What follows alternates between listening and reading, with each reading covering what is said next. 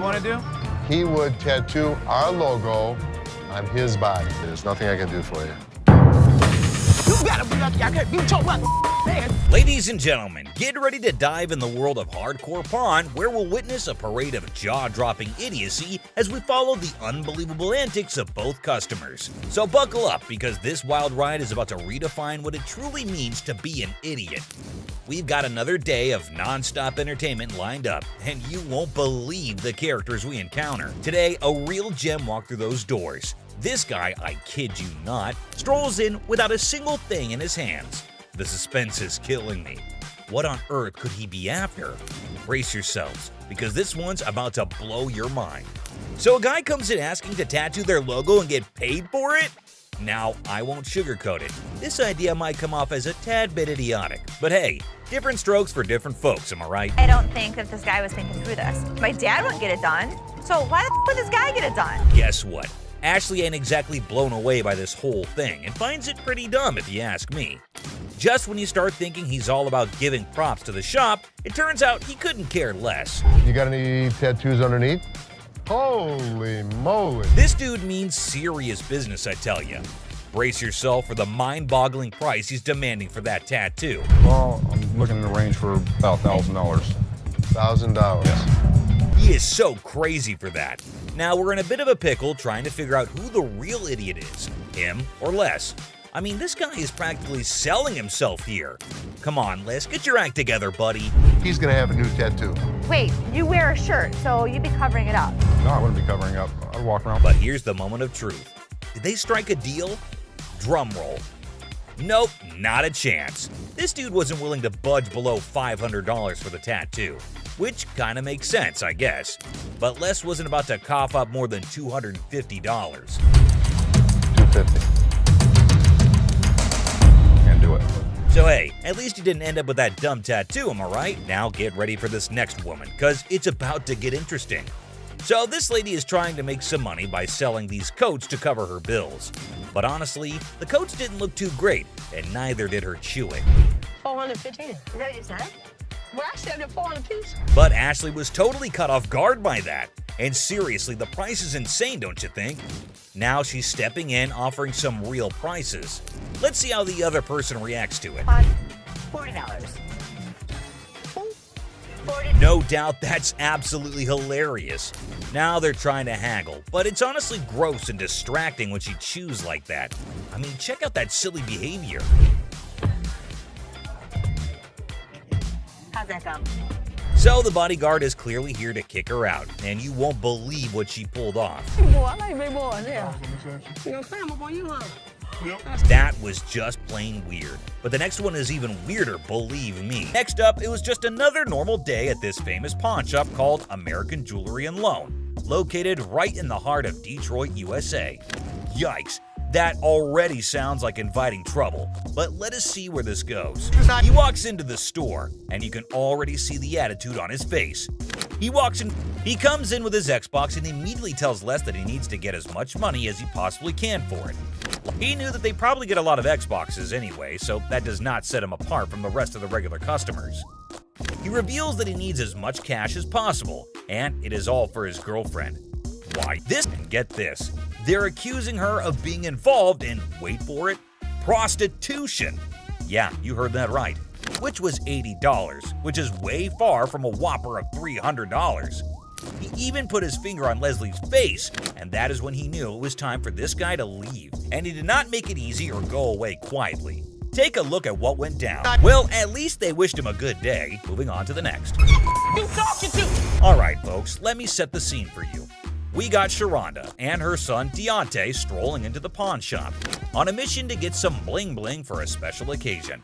You see, it's Sharonda's birthday, and she's all about treating herself to some classic, fabulous jewelry. The helpful employee trying to assist Sharonda in finding that perfect piece, when in fact, it was way cheaper here at the pawn store.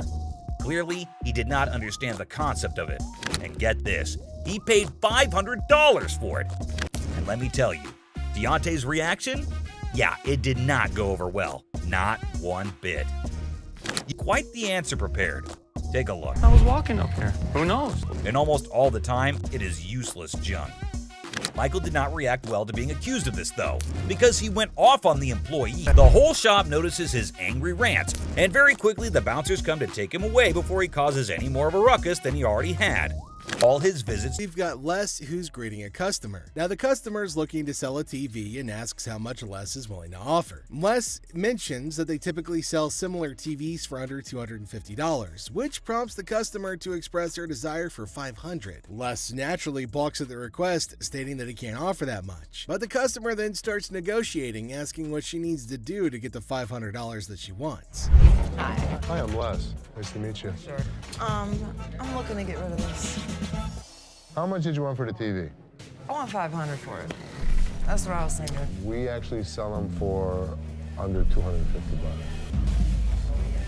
Okay. So I could give you 100. 100? 100.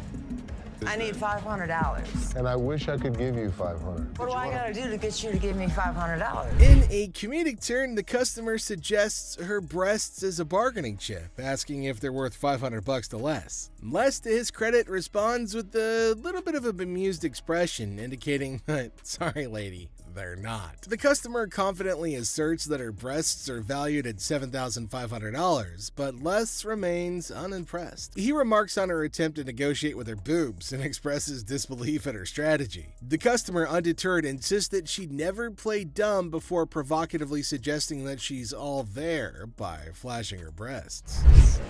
Are these worth $500 to you? Not really.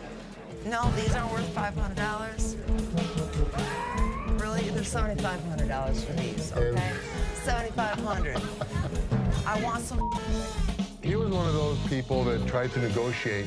What can I say? Les maintains his professionalism, refusing to be swayed by the customer's unconventional tactics. He humorously remarks that anybody who flashes their breast in a store must be all there, to which the customer confidently agrees. However, Les ultimately declines her offer, suggesting that she go elsewhere. Oh, I am all That's there. what I just said, and I could see. All there. You were all there twice. Thank you. Forget it. Thank you very much.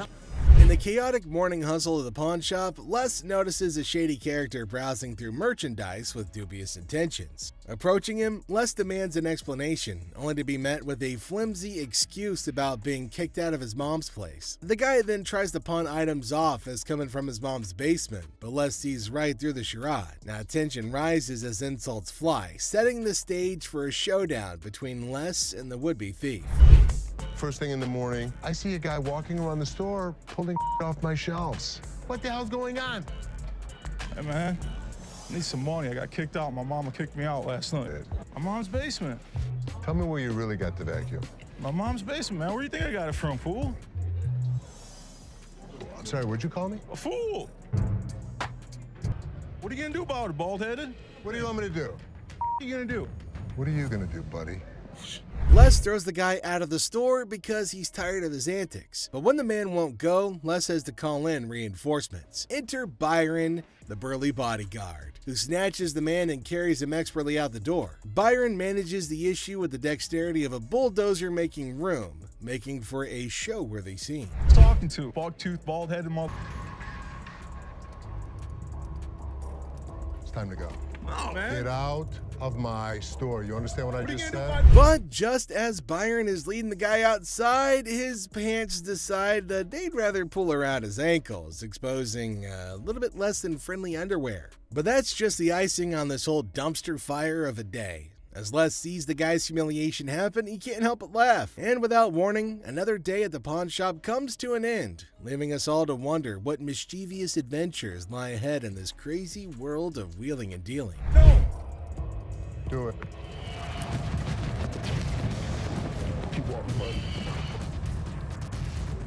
You start stealing stuff from my store, it's time for your ass to be thrown out. Stand up. And what an ass that... The scene starts with Ashley getting a bit annoyed, telling the customer not to test her patience. Now she's in a hurry and warns him to speed things up. Then the customer tries to copy Ashley by snapping their fingers, but Ashley quickly shuts it down. She acknowledges the imitation, but firmly puts them in their place with a clever comeback. Even though they're joking around, Ashley still shows that she's in charge and she's not going to be disrespected. Don't get me, I'm gonna get very, very angry right now. Okay. And if you can like hurry up, then that's better. I can. Hurry it up. Okay, you ain't gotta snap the fingers, sweetheart. I was just imitating you. Okay, but you ain't gotta go that far. You behind here. Oh. Okay. Okay. I don't really have all day for this. You want 20? I want 40. Things escalate when Ashley catches the customer imitating her again. This time, she's not as amused. With a mix of annoyance and humor, Ashley tells her to knock it off. She's not playing around anymore. Finally, she wraps things up with a funny twist, saying goodbye with a playful fake travels instead of the usual safe travels. It's a perfect ending, showing Ashley's authority and humor all in one. Are you imitating me?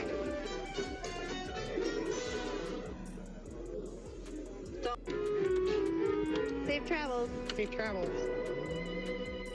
The customer, hopeful for a good deal, brings in an item to pawn. Despite his expectations, he's offered only $20, leading to frustration and disbelief. Yeah, man, I'm trying to see how much I can get for this. I'm trying to get at least 100 for it. I done got this 20 times, but I won't be able to get that for it. So how much can you give me? $20? Hell, you I'm more or less healthy than anything. Man, I'm gonna need more than $20 for this, man. Les throws the guy out of the store because he's tired of his antics. But when the man won't go, Les has to call reinforcements. Enter Byron, who snatches the man and carries him expertly out the door. What's your offer, Jay? 20, which is probably more than I would even offer him. I need my money. I understand. Need at least $100 for this. You paid $200 for that, I overheard? Yeah, I mean, really, you paid $200. I'll sell you like 4 of them. I need more than $20. Why is there more staff out here? And I see another irate customer in line. That's all I'm giving you. Period. Despite attempts by other staff members to calm the situation, the customer's anger continues to mount. Profanities fly as the customer remains dissatisfied with the offered amount. I'm the manager. Oh, you are the manager? I'm the manager. You're the manager? I'm $20 for this. I've been waiting for an hour. Then yeah, take your out of here. How about 100? You can give me what the I'm gonna do with $20. Don't know. I need more than $20. I had to calm this situation down. Take your out of here. $20. Yeah, we won't be able to take this. Why you want me to take? Why are you screaming? Because I want my mother money. I'm a boss. That's what I do. Get my money. You're gonna come and get it? One way or another. All right, well, I'll come and give it to you. Yeah. So this guy strolls in all confident, trying to pawn off some change. He's like, I want $250 for this. But hold up, it's faker than a $3 bill. The drama unfolds as he demands his mother money and threatens to take it by force. Oh man, well we got ourselves a boss in the making right here. Where's it at? Back up. Okay. First of all, that's not real.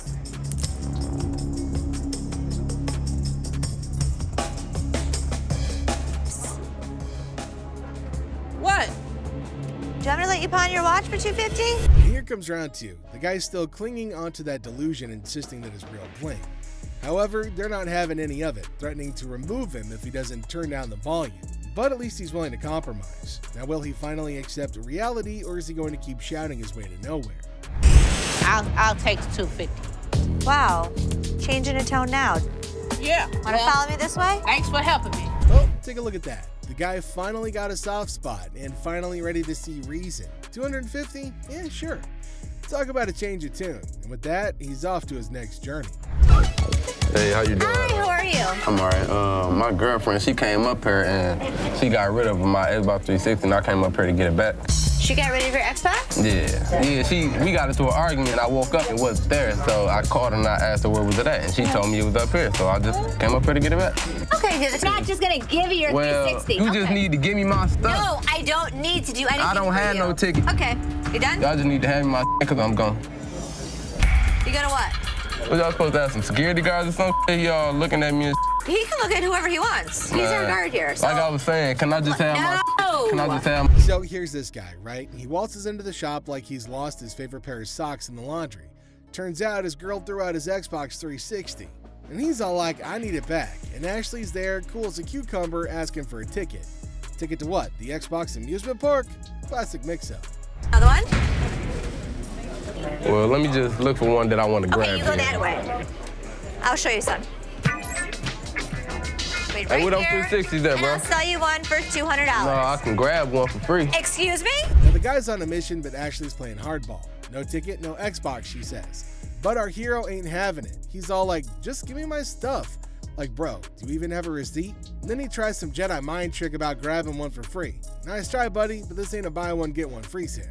Oh, I got the feeling that, yeah, he really into video games because he tried to warp out of here to like another world. You know what I'm saying?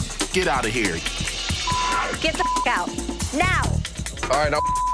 Don't ever step back. You gonna make me move? It pissed me off. I've never seen somebody run around my store like that. I've never seen somebody jump in a barrel. I've seen some crazy but never that. Then it gets wild because the guy hops into a barrel and attempts to warp out of there. Now Ashley's telling security to get him out of there, and it's an entire circus. The guy finally bolts, and Ashley's left scratching her head wondering what the heck just happened. Never a dull moment in the pawn shop. Hi, how are you? Got a little bit of a problem. Can't imagine why. My kids were playing around last night, broke my teeth. Now I have no teeth. They broke all your teeth? I had dentures. So they How'd were they playing. bring them? They flushed them down the toilet. And you want how much? About $300. $300. So I'm not gonna be able to give you 300. Two? No. See, the issue is it has to be a certain amount of weight. A woman with a smile like a jack-o'-lantern enters, claiming that her mischievous children flushed her dentures down the porcelain plunge. Now she offers a promise ring as collateral, hoping for $300 to buy replacements. Ashley politely informs her that it's more like a $10 promise, triggering a meltdown worthy of a Shakespearean tragedy. For me to pay you for the silver. Right, I understand it ain't worth all that, so what can you give me? $10 to buy it. No, I need more than $10. See, I have no teeth. Right, I go so to work I'm not tomorrow. paying you for your teeth. Okay, well, what the can you do then? The woman launches into a guilt trip that would make even Mother Teresa flinch. Now Ashley stands firm, offering a measly $10 just to get rid of the verbal hurricane. But oh no, our toothless typhoon isn't satisfied. She throws insults like confetti, calling Ashley names that would make a sailor blush. Takes one to know one, doesn't it?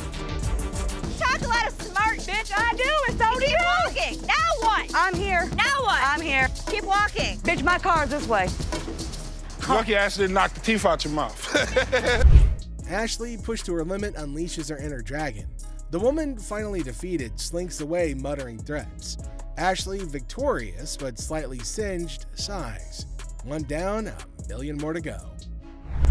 Hello. How are you? I'm fine. How are you? I like your nail polish colors. Thank you. What do we got here? A laptop? Laptop. You type in your password?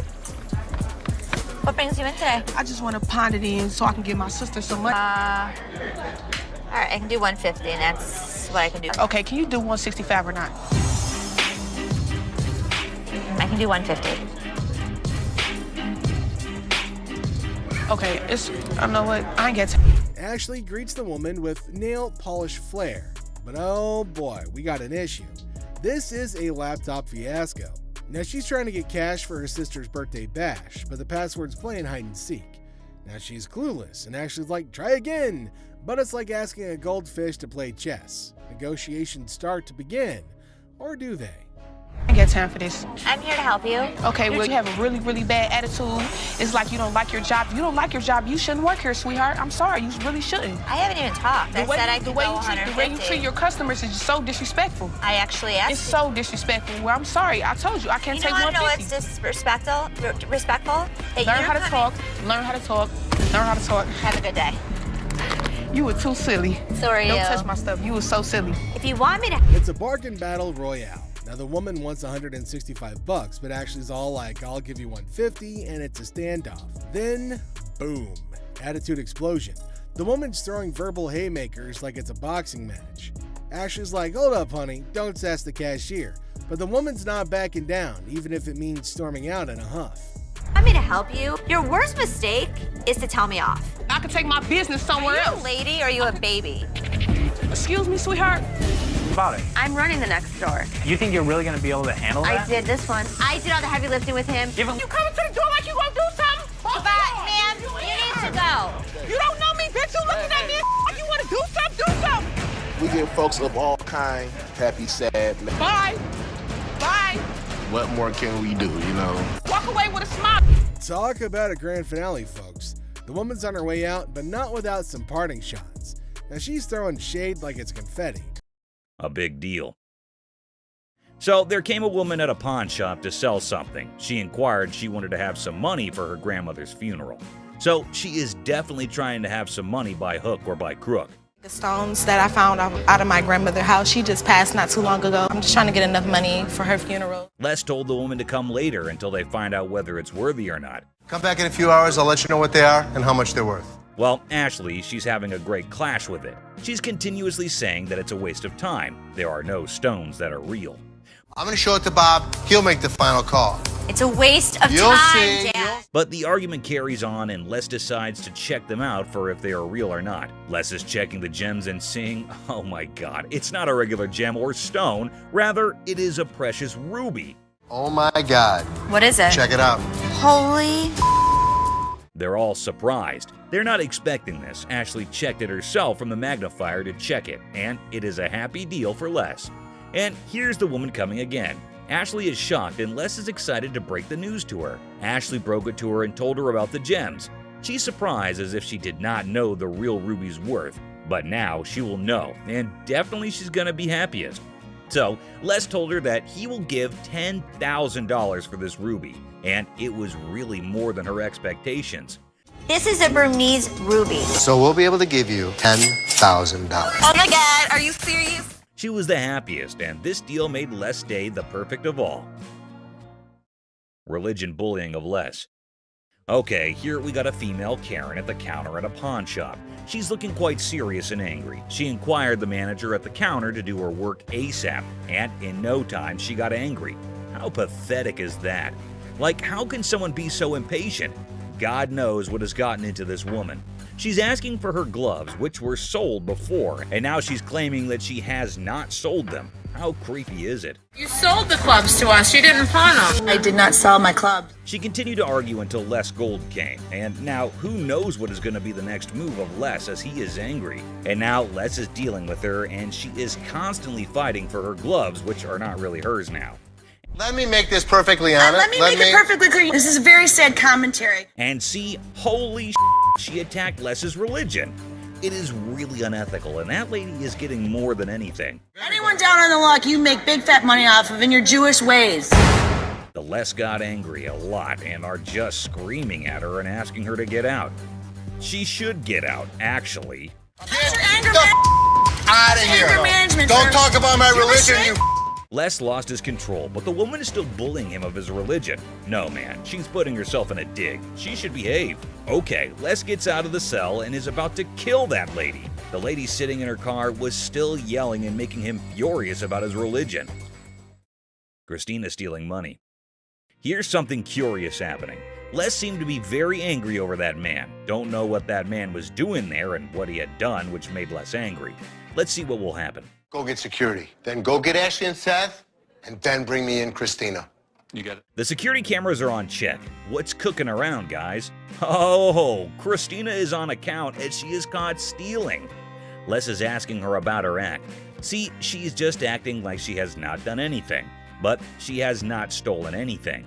Les is looking hell furious, like he will kill her for her cheating. Ashley and Les are asking questions about her deals. Seth and other Pawn Stars present there are so curious. Les is asking how she does that. Too strange how clever she is. She sold things for a higher amount but reported less amount and stole the leftover money. Everyone there is so angry. What is going to happen now? Set me free, Christina, and I will open up that door. Les is curious as he is sure that Christina cannot do this kind of stuff alone. There must be some other people supporting her in his play. Tell me something that's going to get you out of jail today. Who's doing to me today? Les is taking it to extremes and asking again and again if there's another one with her. Have you been working with any other employee? No. All alone without any knowledge of anybody else stealing from us, correct? Oh, God. He asked her to send her to jail if she did not speak the truth. Oh, my God, things are getting worse. She's not telling anything. Les is definitely going to send her out of the pawn shop to sell. Mother-daughter fighting.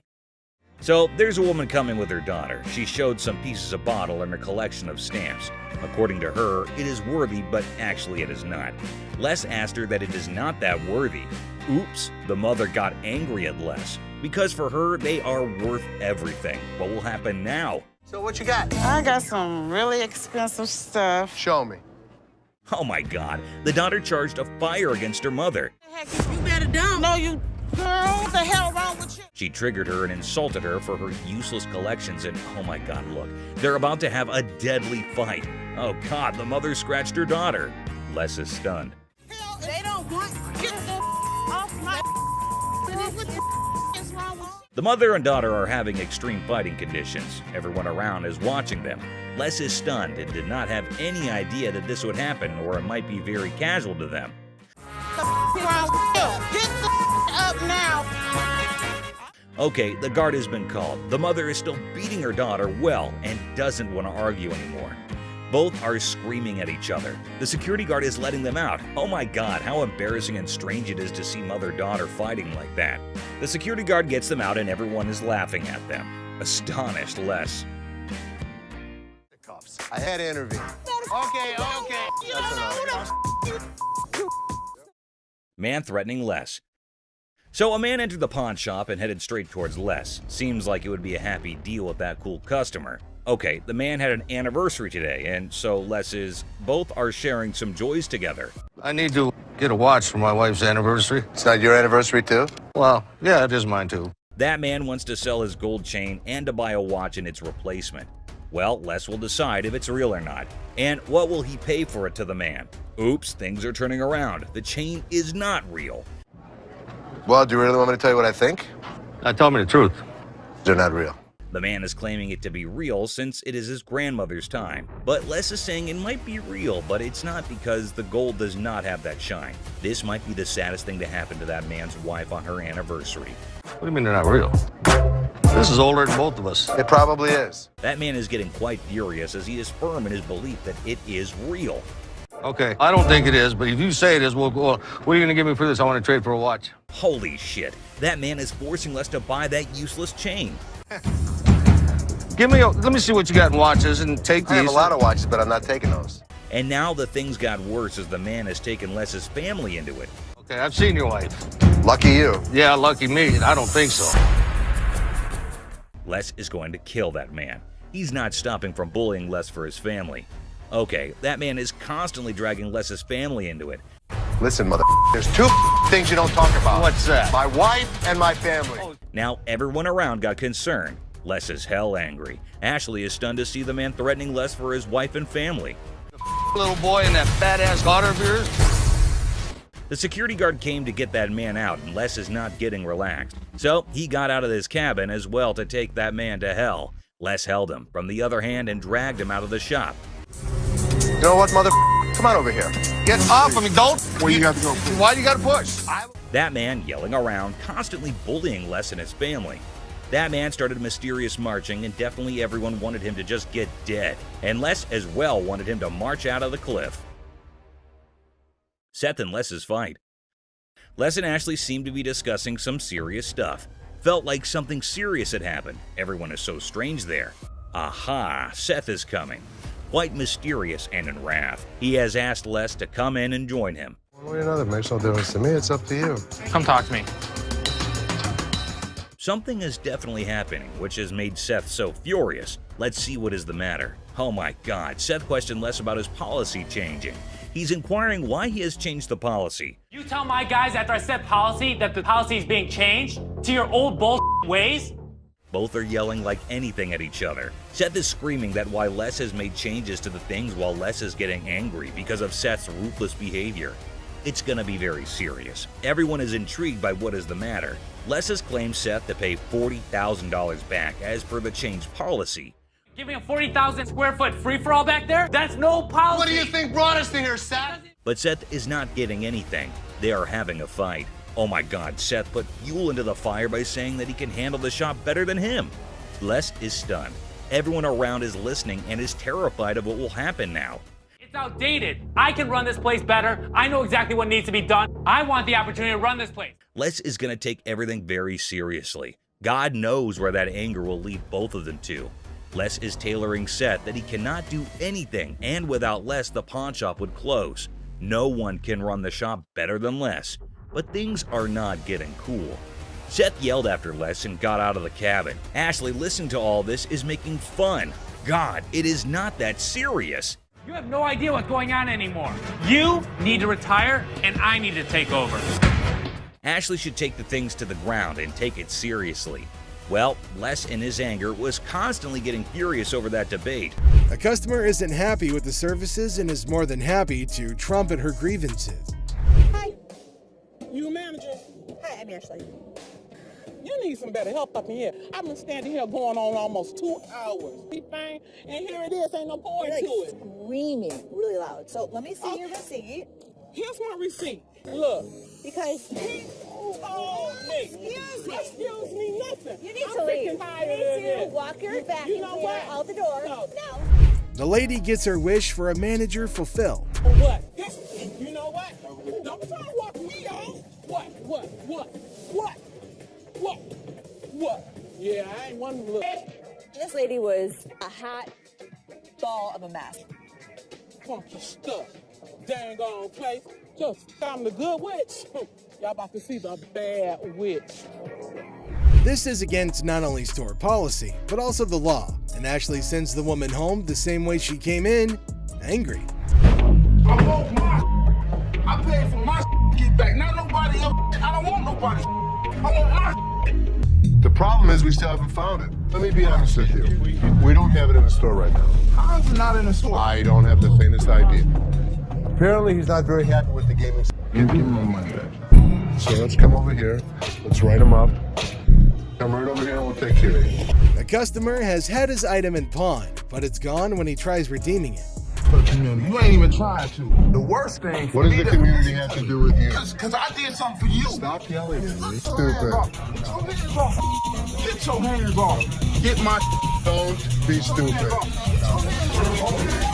So what does that mean? It means what I said. You a man, I'm a man. Don't be You stupid. a man, you don't be stupid. I don't give a. No, he's just being an ass about it. Him. You. When Les intervenes, things seem to settle down, but the customer gets way too comfortable. Now, sir, calm down.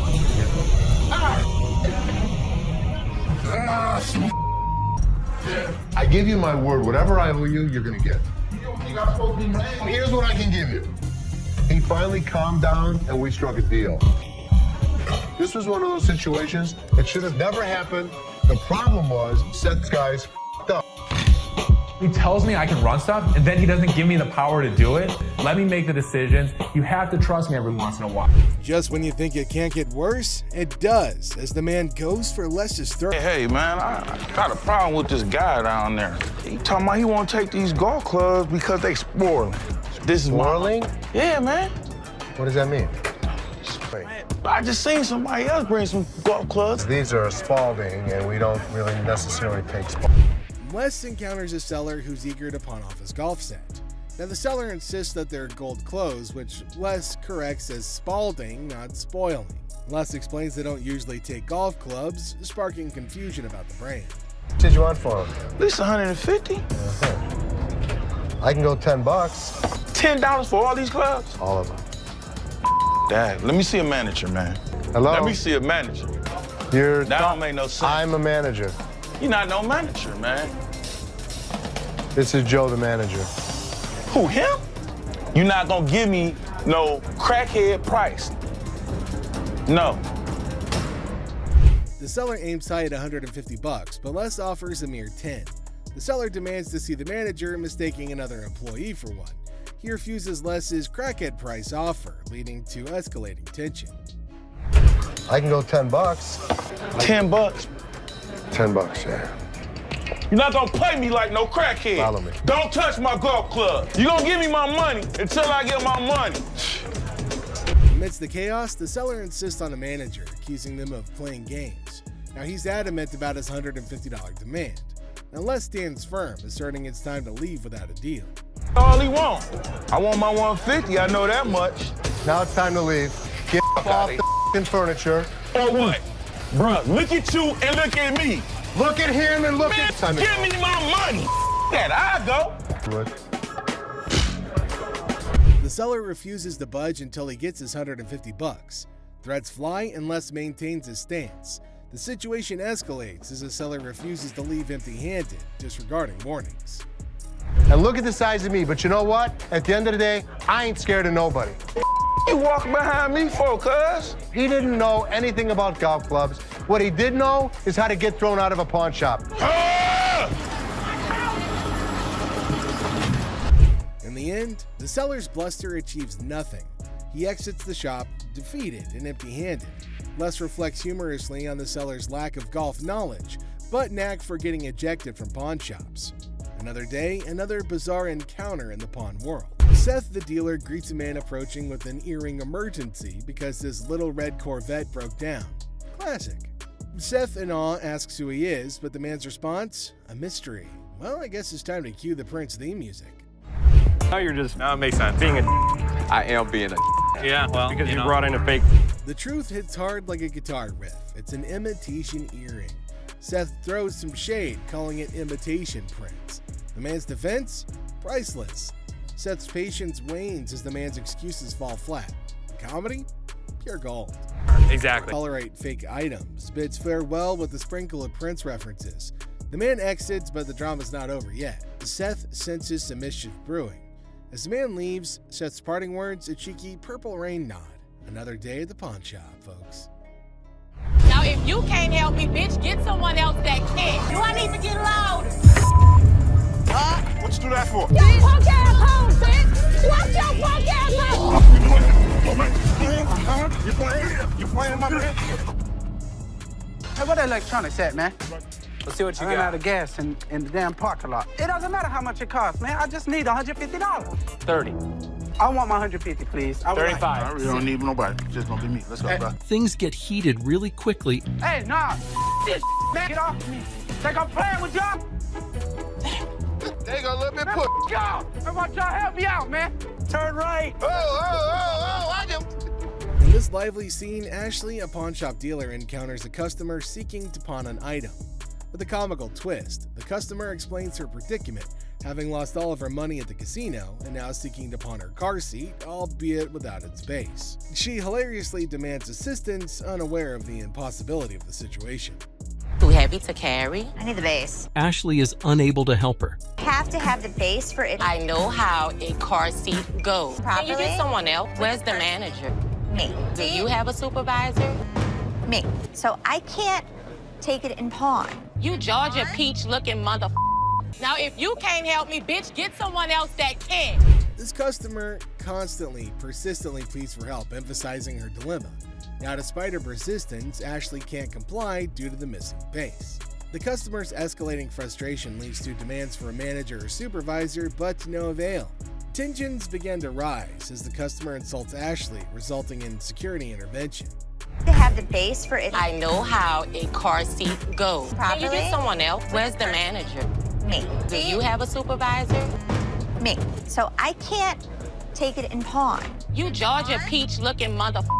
Now, if you can't help me, bitch, get someone else that can. Need you to take my car seat. Give me my mother car seat. I'm not going nowhere. Let me go! Oh! I don't know if she's supposed to be using the car seat or her child. Byron the guard intervenes, forcibly removing the unruly customer from the premises. Despite her protests, security ensures her departure. We then conclude with the customer's futile attempt to reclaim her car seat, emphasizing the absurdity of her actions and highlighting the humor of the situation. Ashley, Seth, and Karen to the office, please. Ashley, Seth, and Karen. So I got the results back from the secret shopper. Taking care of this customer. What is the first thing you see? 3 rings on the showcase. That's not allowed. Right. So one item out at a time. Now let's fast forward. Told somebody that you'd come back. I said I'd send somebody over. But nobody ended up coming over. Les, the silver-haired Sultan of Secondhand, calls his court jesters, Ashley and Seth, to the throne room. Apparently, he had a secret shopper, Ava, visit the pawn shop, and the results were not the best. Ashley and Seth exchange nervous glances, wondering if Les is going to unleash his legendary roar or just some good-natured pawn. That you'd come back. I said I'd send somebody over. But nobody ended up coming over. Now, how about this one? Wait till I show you this. I yawn. In front of a customer? Maybe that happened one time out of like maybe the past 20 years that I've been here. That particular day. Les unleashes his claws. He throws Bobby under the bus for displaying 3 rings at once, a cardinal sin in Les land. Then he tears into Seth for taking too long to help a customer, accusing him of being slower than a pawnbroker on vacation. Ashley, sensing an opportunity, crosses her arms and silently whispers, "Uh-oh, somebody's feeling the heat." Look at how Linda took care of this person. This would run you $1,700 here. That's the best way to go. Look at how he's showing the television set. In Steve's report, and let me show you who got a 98 out of 100. Karen. Look at the way that she's handling the customer. I'm so happy I was able to help you today. 98. Les shifts his focus, showcasing the shining examples of Linda and JP. Linda, the Diamond 9 diva, expertly appraises a watch, while JP, the tech titan, demonstrates a TV with the enthusiasm of a kid on Christmas morning. Ashley takes a mental note, scribbling "Be more Linda, less Seth" on her pawn-shaped notepad. 98. The most important thing that we have to offer is customer service. You could learn something from me. A rose near 2 thorns. Les, I'm just doing my job. I'm very proud of you. Les reveals the ultimate scorecard. Karen, the customer service queen, scored a perfect 98. Ashley and Seth slump in their chairs, feeling like yesterday's jewelry. But Les throws Ashley a bone, calling her a rose between 2 thorns. A not-so-subtle dig at Seth. So Ashley puffs at her chest, basking in the rare praise, while Seth silently vows to outshine Karen next time.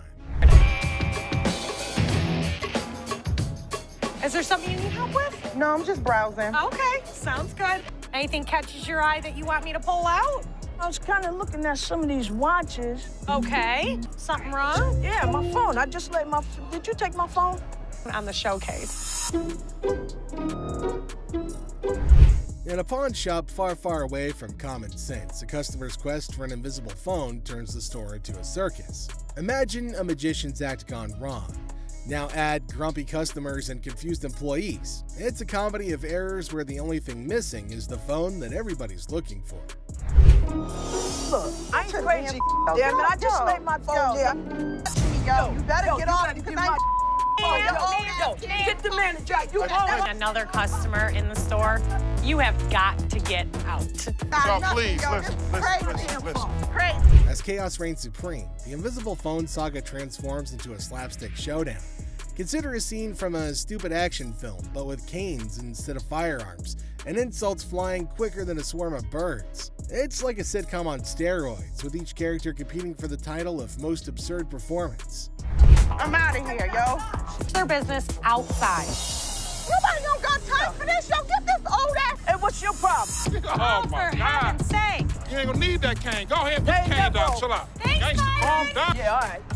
Man, don't hurt nobody. And watch how you use that cane. Shut the hell up. You got grandkids? Granddad. Have a nice day. Now, as the dust settles, the pawn shop resembles a battlefield of comedic proportions. With tempers cooled, the invisible phone remains the elusive star of this absurd show. And when the curtain falls on this hilarious display, only one thing is certain. Nobody's gonna leave with their sense of... Hey, what's going on? Hey, man, it's a nice refrigerator. Get the out of here. Come on, refrigerator. You stupid. When you start attacking another... Yo, y'all better get this lady because I ain't got Yo, nothing. please, Yo, listen. Nobody don't got time for this. Yo, get this old ass lady. You better get my Campus deal. Buckle up the antiques, guys. We have a man who's brought in a piece of the Victoria. I've been doing this a long time. Do I look like a idiot? No. How much you have it listed for on the internet? Don't think we're stupid. I understand. Come on. No, you don't. Because it's very rare that I get fooled. Here's the way it works.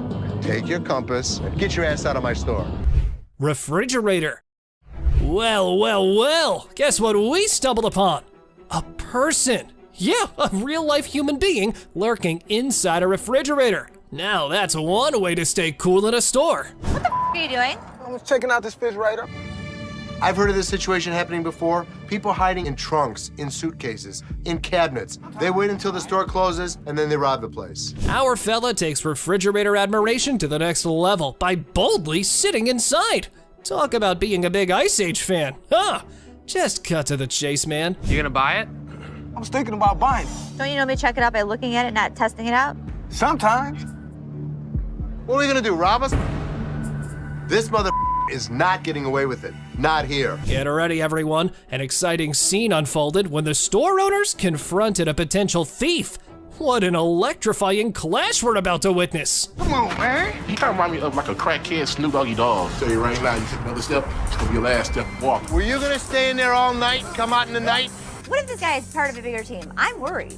I need to figure out a solution and talk to my dad. Fake diamonds. This thrilling episode of Hardcore Pawn features a woman claiming her niece gifted her some earrings from their store. Oh, let the drama begin. So there's two problems here. The first problem, you don't have the receipt. Second of all, No cash. on the receipt it says no cash refund. One more problem that's really key to this whole thing. These are fake. Everything got off to quite a normal start until the lady customer was asked about the receipt. Yeah, apparently she was looking for a pass on that. Talk about being delusional. Two options. You pick whichever option you want. You can leave. No, I ain't going no fucking where. Second option is you can get the receipt and then Ain't no can you motherfucking finish receipt. listening? It ain't no receipt. Finish listening. No, It's time to leave. I'm not going nowhere. It was like a verbal storm. As far as her reaction goes, well, let's just say it was quite the showstopper. Let's see how Ashley handled the situation. This is Joe. How you He's doing, gonna show Joe? you to the front door. Wait a minute now. Get your hands off. I guess Don't you're mind leaving. I'll be back. I'll be back. See you then. Little ass baby, you need to go get fed right quick. Con artist. Buckle up for this one. An overconfident individual walks in claiming to have big cash to buy something. His grand entrance sets the tone for this bizarre encounter. Let me see this one right here. This one right here. That's platinum. Yeah, I like that one. Oh, now this is real nice right here. I think I could look good when I go out with this. That one's sharp. How much is this one right here? $5.99. Hold down, baby. Hold on, folks, because this is one roller coaster of a ride. Our protagonist believes he's holding a fortune, enough to buy a $500 watch. It's a $2 bill. Okay, and it's worth $2,000. It's rare to find a $2 bill that got red in it. Now tell me they ain't worth $2,000. I'm about to go deaf right now. Oh, don't piss off Bugatti. This fellow insists that a humble $2 bill is worth a whopping $2,000. Give me a break. This dude better be on drugs for this to make sense. You wanna ball my $2 bill up? You know what? Okay. I'm gonna tell you something. Okay. You old bologna sandwich. Y'all ain't got no money. You know what I'm saying? Have a good day. Big Mouth is hungry. You're hilarious. Real funny, man. Y'all be killing me. I pawn you. Gift card. In a sadistic twist, a customer enters waving $100. invisible phone. In a daring attempt to find the perfect gift for her son, a woman decides to venture into the pawn shop. But little did she know what awaited her there. I was kind of looking at some of these watches. Okay. Where the hell is my phone? Something wrong? Yeah, my phone. I just let my. Did you take my phone? Take your phone. There was never a phone on the showcase. Well, folks, it appears our big mama's stealth skills might need a tune-up. However, did you see her put a phone there? Not me. I ain't crazy. Damn it! I just laid my phone there. Don't touch me, yo. You better get off because I. You What's wrong? Don't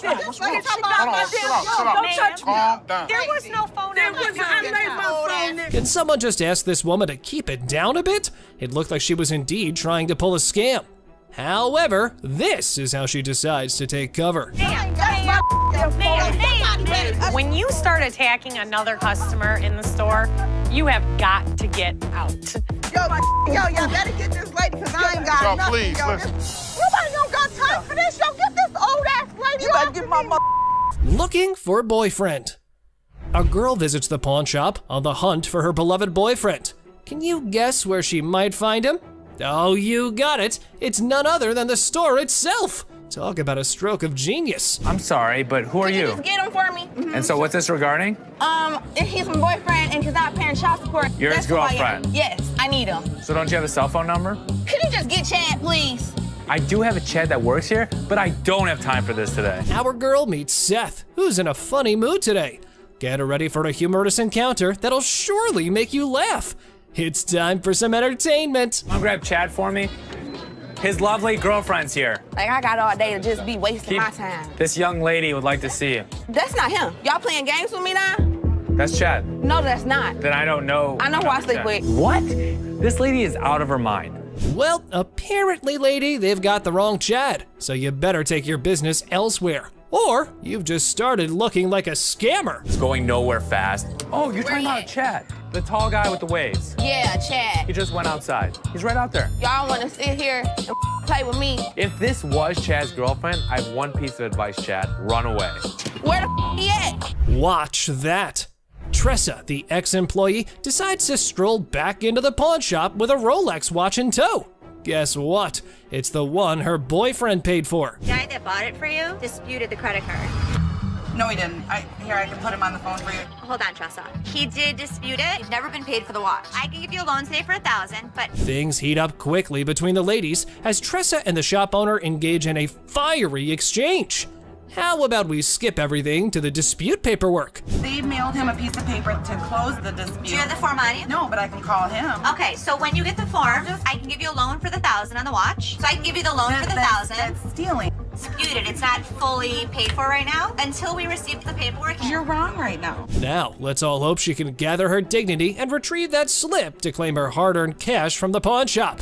It was time for a little redemption. Let's do the $1,000 loan, and then I'll be back with the paperwork. Honest to God, you are so wrong. Not a nice person. That's nice to say to your. How old are you? Look how you're treating me in front of my kids. Where's Nikki? The lady has arrived at the pawn shop saying one of the workers valued her earrings. And now she's just demanding the estimated price. What a mind wreck, I gotta say. Who'd you talk to? Nicole? Over the phone. Yes, But we ma'am. don't see them over the phone. She is lying. Can I see your merchandise while I'm at work and while you're sitting in your living room? You need to come in, you need to evaluate your earrings, we need to test them. Where Nikki at? Nikki. Nicole. Ashley, ever the detective, was in suspicion mode, attempting to dissect the situation. However, the customer's reaction swiftly threw a wrench into her gears. Listen, it's real diamonds. All I know is I need my 400. I'm looking at the diamonds, and I know right off the bat the weight is just not gonna make it. I can do 185. So what you're saying is you're not gonna give me that $400, right? No, I'm not. I mean, you're not gonna come in here demanding money from me. Yes, I am, because that's what I called for. Well, it appears our lady has raised some eyebrows about her sanity. The idea of consulting Nikki to identify this loudmouth was now on the table. Where this bitch at? Excuse me, this is Nikki, and Nikki, she claims she talked to you at 10 o'clock this morning. I don't even know her. I need my money right now. She was very confused, but I know one thing for certain. Nana needed to go. Phone call lady. B. Two older folks enter the pawn shop with 1970s computers. They hope to sell them to fund a trip out west. Let's see if they were able to enjoy the blast from the past. Got some equipment here. So how much are you looking for? About $900. To be honest, if you bought these new, it's about like $400. We need more than that. Yeah, we need more than that. What I can offer you is $0. $0. Things took a sudden turn, and honestly, it felt like we stumbled into some reality TV treat. Buckle up, because this pawn shop just got a lot more interesting. You mean $0? Most people don't get that aggravated when they bring in like ancient artifacts. Yeah, people collect these. Oh, they're antiques now. We'll take $800. $0. How many times do I need to tell you? We're not interested in it. Leave the store. I'm not taking it. Well, fellas, y'all better just use it to scroll some pictures of the out west, because I probably think that trip's now canceled. You and you too. Oh man! I thought it was you, man. Didn't have that. Put it in the dumpster if you want. She slap. On my ring? Why'd you take my ring? Well, I wanted to see how much it was worth. Bull. You're a liar. Why'd you take my ring? Ouch! Painful lesson learned, folks. Our big boy now knows the golden rule. Never pawn your wife's ring without her permission. Priceless wisdom, I must say. All of a sudden, boom, punches him, and I am dumbfounded. You're a f***ing idiot. Have a good day. Pacifier pawn. Seth, our pawn shop hero, encounters quite the character of a customer eager to part with both a TV and a ring. But wait, what's in her mouth? I'm Seth. Are you cute? Yeah. Mm. So how can I help you? I'm just bringing, my TV and my ring. Trying to at least walk out with 800. Let me see your ring. That's right, lady. Our Seth here wasn't going to crack open with that pacifier or your flirting skills. How about we cut to the chase and look at the valuables? Her ring was pretty nice. It has diamonds. It's 10 karat gold. Her TV was relatively nice. You still answer my question. I said what you wanted. I know, I said I'm good. So, you need a loan or you want to sell it? Loan. Loan? About $300. You wanna taste my ring? No. Or lick it? What did she just say? Well, even if the sun rises from the west, I ain't putting that in my mouth.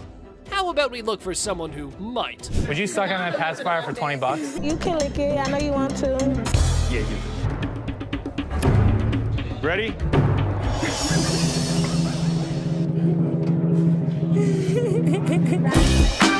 Push fight. Two buddies square off in a pawn shop brawl over one friend's attempt to pawn the other's beloved PlayStation without permission. This calls for drama. That took my PS, he tried to pawn my your shop. Get my money back. You know him? Yeah, that's my roommate. He tried to pawn my your shop, try to get some money off, but I want my PS. He owe me money. It's mine. My back. Hey, do me a favor. We're not gonna scream, okay? What's happening here? This ain't your hotel room, spoiled punks. You're just creating a ruckus. Y'all better watch that tone and listen to the pawn majesty. Angelo, Steve, is that his? This between, yes or no? I mean, we just trying to handle it ourselves. That's fine. Steve, I'm gonna ask you one more time. Is it Angelo's or yours? It used to be his. Okay. He owe me money. What I supposed Steve? to do? My Pay all bills. my coming You on ain't this. paying.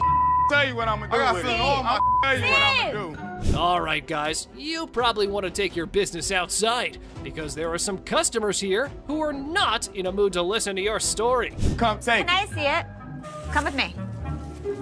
You know, I'm a pawnbroker. I'm not a kindergarten teacher. You guys go talk about it amongst yourselves, and when you figure it out, then come back inside, okay? Until then, I don't want to hear you arguing. You grown men, not kids, go on. All right.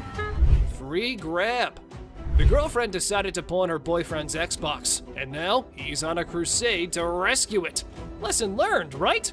Pawning is such a brilliant way to solve everything. My girlfriend, she came up here and she got rid of my Xbox 360 and I came up here to get it back. Okay, here's the ticket. No, I can tell you her name and you can just give me my I can't 360. give you any information about somebody else's account. You just need to give me my stuff. But our man here forgot that this store needs a police report for such incidents. So how about you keep your volume down, gamer? Instead, this is what he does. Can I just have my... We can sell you another one. Well, let me just look for one that I want to grab. Okay, you go that way. Wait, right Hey, what here. up 360 there, and bro? I'll sell you one. Stop right here. No, ain't no And I'll selling. sell you one for $200. No, I can grab one for free. Excuse me? Yeah, you can heard. do what? What in the world was this dude thinking? He was running around like it was a jogging park. But hold on to your seats. Big Joe was here for a run too. Hey! Get out of here. Get the out. Now. All right, Don't ever step back my You gonna car. make me move? Get out of my face. My store. Bye. Customer flirting. Imagine you're ready to pawn that chain, right? How about using your charm to score a sweeter deal? Remember Ashley? She had a customer smitten with a better offer. You're the first person I met when I first come here to this pawn shop. Yesterday, I come up here and I got my chain out. Now I got to pawn it again. How much you have it in pawn for before? Oh, I had it on 120. I was going to pawn it for 200. Do you want to take a look at it? Yeah. Just wait, my friend. What's the plan here? You and Ashley? Do you like BFFs? Now, from where this unconditional love stems, suspicion might be knocking at your door. I can't find her name in the system. You sure can keep a woman waiting. Well, here's the thing. I don't even see you in my system. So you lied to me? I do like you. No, you lied. I adore you. I appreciate would not that. lie to you. Whoa, that confession strategy is next level. But hey, reality's the ultimate plot twist, right? lands in our heads versus the real-time remix don't always sync up. How much did you get on this? I get the last time 120. Okay. I'll give you 130. Okay. All right, step on over. I think I've got a customer for life. It's good to see you. Nice to see you. 700 cockroaches. No shiny metal, no problem. Time for a quirky twist. Snag those cockroaches and hit the pawn spot down the alley. Who knew creepy crawlies could be the new currency?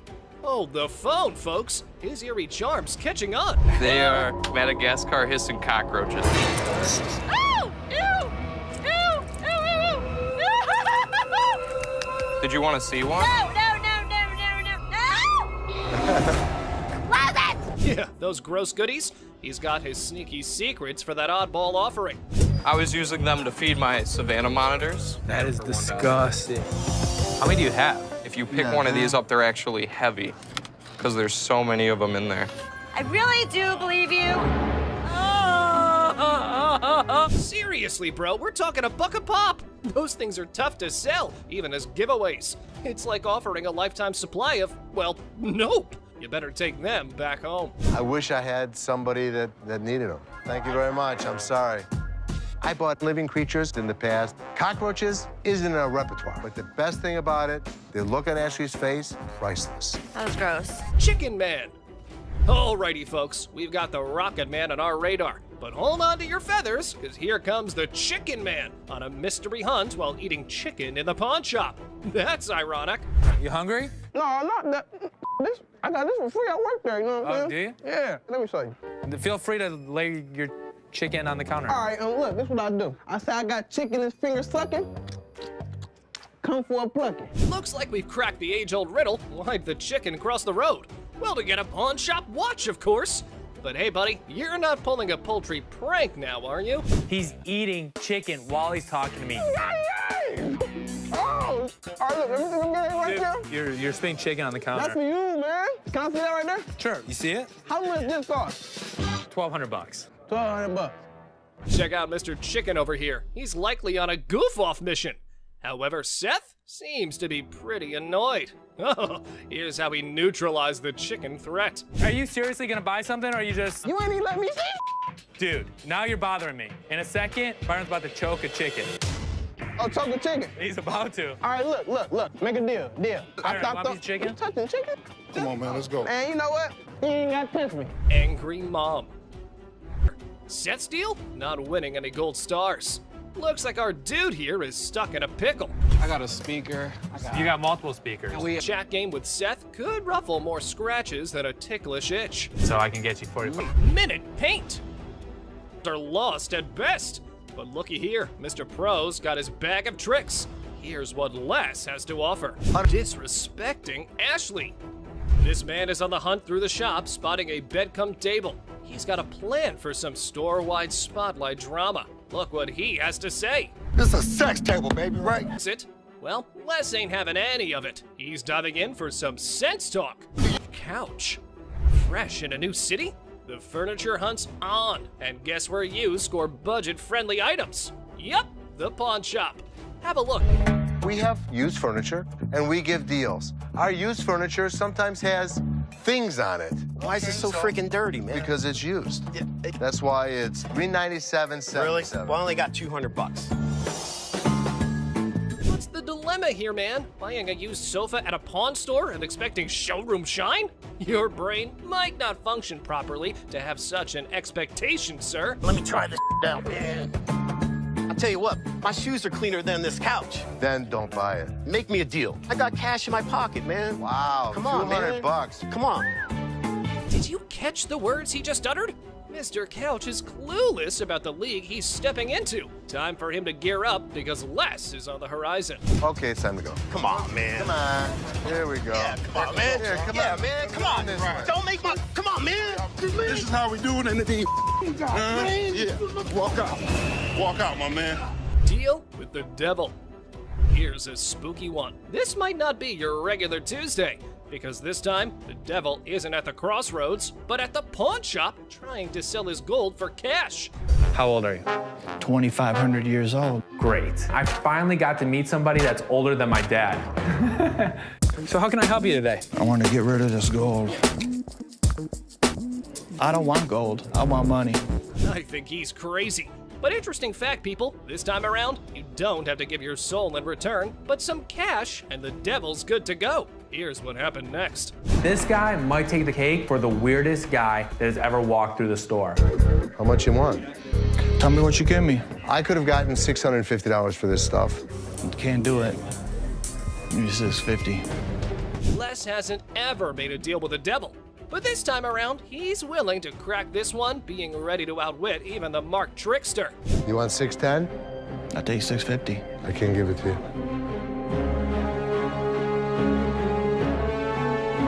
I guess we don't have a deal. Ivory Tusk. All right, peeps, just welcome our Queen of Antiques, who casually strolls into a pawn shop. Ah, well, she's here to pawn her ivory tusk. Now, isn't that a marvelous collectible? What a classic move, lady. I'm here today at the pawn shop with my ivory tusk that is beautifully hand-carved. I would hope that I could get somewhere between $1,000 and $1,500 for it. And what do you want to do with it? I want to pawn it for 7 to 10 days. Okay. I need some money between now and 4 o'clock. Folks, the world was on the edge of its seats for some ivory enthusiasts. But guess what? Our lady's luck got lightning struck in front of an ivory expert. Unfortunately, it's not ivory. What do you mean it's not ivory? This is bone. It's pieced together bone, and it's made for the tourist trade. It only took like 2 seconds to tell this wasn't ivory. I've seen this hundreds of times before. They were in Asia, they went to a market, they were told they were ivory. Whoa, that's a shocking twist. Turns out that the precious treasure was just a bone-made knockoff. However, as far as our lady's reaction goes, let's just say reality hits like a ton of bricks. 1,000 to 15. I would loan you like $100 on this. No. Okay, that's what I could do. Do a little bit better. There's no way I could do better. It's not real, it's bone, okay? It's beautiful. Yeah, it's pretty. Yeah, but I don't loan on pretty. All right, thanks a lot. Thank you. Flintlock pistol. Got your eye on some quick cash, a prized possession, and your overall aura? Just don't vibe with Corey standards. The oldest one I've ever bought. It's got a lot of history to it. I think it's a really good gun. So why are you trying to get rid of it? Well, 1995 Atlanta. Buckle up, baseball buffs, and grab your baseball bats to swing for this news. A dude whips out a 1995 Atlanta Braves World Series ring, all set to cash in at the pawn shop. The first championship rings were given to the Giants in 1922 when they beat the Yankees. So it's no big surprise that these things can go for a lot of money. You know, there's a pretty big difference when it comes from staff to player rings. This belonged to Ted, and he issued it or gave it away. Can make it worth more. Look at that, a real gem for sports collectors, huh? Must take a genius to part with this historical treasure. But don't worry, we've got professionals to hold the pawnbroker's hands through it. Let's take a look at the ring here. We have a large diamond set on top of a blue stone, and we're going to have 18 smaller diamonds surrounding it. The company Jostens, they made the rings for the 95 championship Braves. So on the inside, we should see the Jostens logo. Unfortunately, this isn't even a staff ring.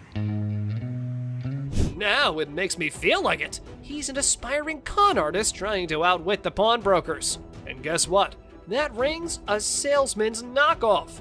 Shady vibes, right? With the original box and everything, you're looking at around $2,000. I was really disappointed. They bring some off the street. I don't know where he came from. All of a sudden, he comes through the door and he's Mr. Expert on baseball. So I don't know. I was really disappointed. Pez collection. Well, hold the presses, folks. Our genius Candyman is ready to part with his Pez dispenser gems. I can already hear the collectors stampeding. What a once-in-a-lifetime opportunity. These are very, very collectible, and it's a great hobby. Seems like this is something the kids would be into collecting, man. Come on, man. Busts my balls all day long. I know it might look childish to you, but there's definitely money into it. Oh, everyone's just dying for candy. I mean, who needs a balanced diet when you can have a mountain of Pez dispensers? Anyway, here's a quick run-through of his collection. I have the Mickey Mouse in the original box. It's a die cut. This piece here goes for about $350, $400. One of my coolest pieces I like is the original Batman. Very tough to find. You know, this goes for about $250, $300. However, forget the joy of indulging in sugary treats. The true sweet victory is mastering the candy trade. Here was the Candyman making the quote. Give me $2,000, man. $1,000 is what I can do. It's fine. All right, buddy, get out of here, man. I can't believe one of them guys offered me $1,000 for them 50 pieces of Pez. That's an to the Pez community. I can't believe it. Roman coin. Check out this coin geek with a Julius Caesar era relic, bringing seriously ancient bling to the table. History's calling, blingers. One of the neat things is where it says dictator on the front of it. That's a negative term nowadays. Back then it wasn't. During times of war, they would assign a person the title dictator, and a dictator would do what was necessary to preserve the republic. All right, Rick, pause the history lecture. Drop the knowledge bomb. What's the scoop on this ancient coin? Break it down, buddy. We're all ears. How much were you looking to get out of it? I want 4,400, please. There's a million variables, especially with ancient coins, and quite frankly, I don't know enough. I don't know if that's a good price or not. Do you mind if I have someone look at it? Sure, please. All right, I'll be right back. Thank you. Oh, buckle up for the roller coaster. The expert's verdict drops and booms the dramatic celery action. Get your popcorn, folks. It's perfectly genuine. All right. The very best of these have brought in the neighborhood of $200,000 each. Okay. This is worth in the neighborhood of $1,500. Retail? Retail. Okay. Well, well, well, our expert, the all-knowing oracle here. But hold your piggy banks, because our coin collector's not done raising concerns. Yeah, I'd give you $1,000 for the coin. Is this a real offer, or? That's a legitimate offer, yeah. That's not a legitimate offer. You're just using your position here, trying to buy something for below its market value. I guess we're not gonna make a deal, man. You're lost, my friend. Thanks for coming in. Thank you. Have a nice one. Semi Mosley. Step right up, ladies and gentlemen. We've got a real rock star here, strutting in with a Semi Mosley guitar, thinking he's gonna hit the jackpot. It smells like music in the air. When he was at a guitar convention in Europe, he met a Spanish luthier, and they had such a remarkable tone that Semi thought gospel musicians should have something that sings when they do the Lord's works. He did this prototype. Okay. He hand wound the pickups. Hold your applause, folks. Our guitar virtuoso has graced us with the rarest prototype ever made by Mosley. But hey, before we plug it in with the amp, let's have an expert take a look. This is the prototype gospel guitar. All right. In the guitar market of today, a realistic selling price on this instrument would probably be $25,000. And just like that, the situation escalates quicker than you can strum a chord. Don't know if that's worthy of music memorabilia, but here's how Mr. Safari's shirt reacted. That's absolutely ridiculous because it's been appraised over the years. Back in the 90s, it was appraised at a minimum of $100,000, and that was in the 90s. I'm just saying, from knowing what I've just recently sold myself, I don't think anybody's gonna step up that high for it. Lamborghini clock. Oh, guess who's in town? The almighty Clockmaster. Get ready, everyone, because today's masterpiece is none other than a stunning Lamborghini dashboard clock up for grabs. These were made by Briquet for Lamborghini in the introduction of the Diablo in 1990 through 1993. It was a big deal when it came out. It was the first Lamborghini to go over 200 miles an hour. Oh, look who's stepping into the ring. Chumley's thoughts on the masterpiece that the Clockmaster didn't exactly applaud. Time for a clash of opinions. Okay, I've had clocks like this before. They don't sell like the watches do. They depreciate just like the Lamborghini. I don't think he's funny. Okay. Oh, Chumley, hold that thought. Your wisdom's not on the menu right now. Let Rick, the negotiation maestro, work his magic. How about 25? How about 22? 24. I'll go $2,300. Okay. All right, deal. Write him up, chum. Charles Briefcase. Sit down and buckle up for this one, peeps. Remember Charles Lindbergh, the solo aviator? Our man here claims to possess his briefcase, and he's looking for some big bucks. A couple had bought a home, and this was one of the items that they had found. When they opened it up, they seen where it had embossed the name Charles A. Lindbergh. Okay. Right here. C.A. Lindbergh, Little Falls, Minnesota. Oh, sure, let's not make paper planes and just have our fancy briefcase professional take a look at it, because that's the most important thing, right? One thing that I found as I was doing research on this was a letter that Charles August sent to his son where he talks about the fact that he is out of money and he has been selling his goods. Well, isn't it just lovely when experts think they know everything?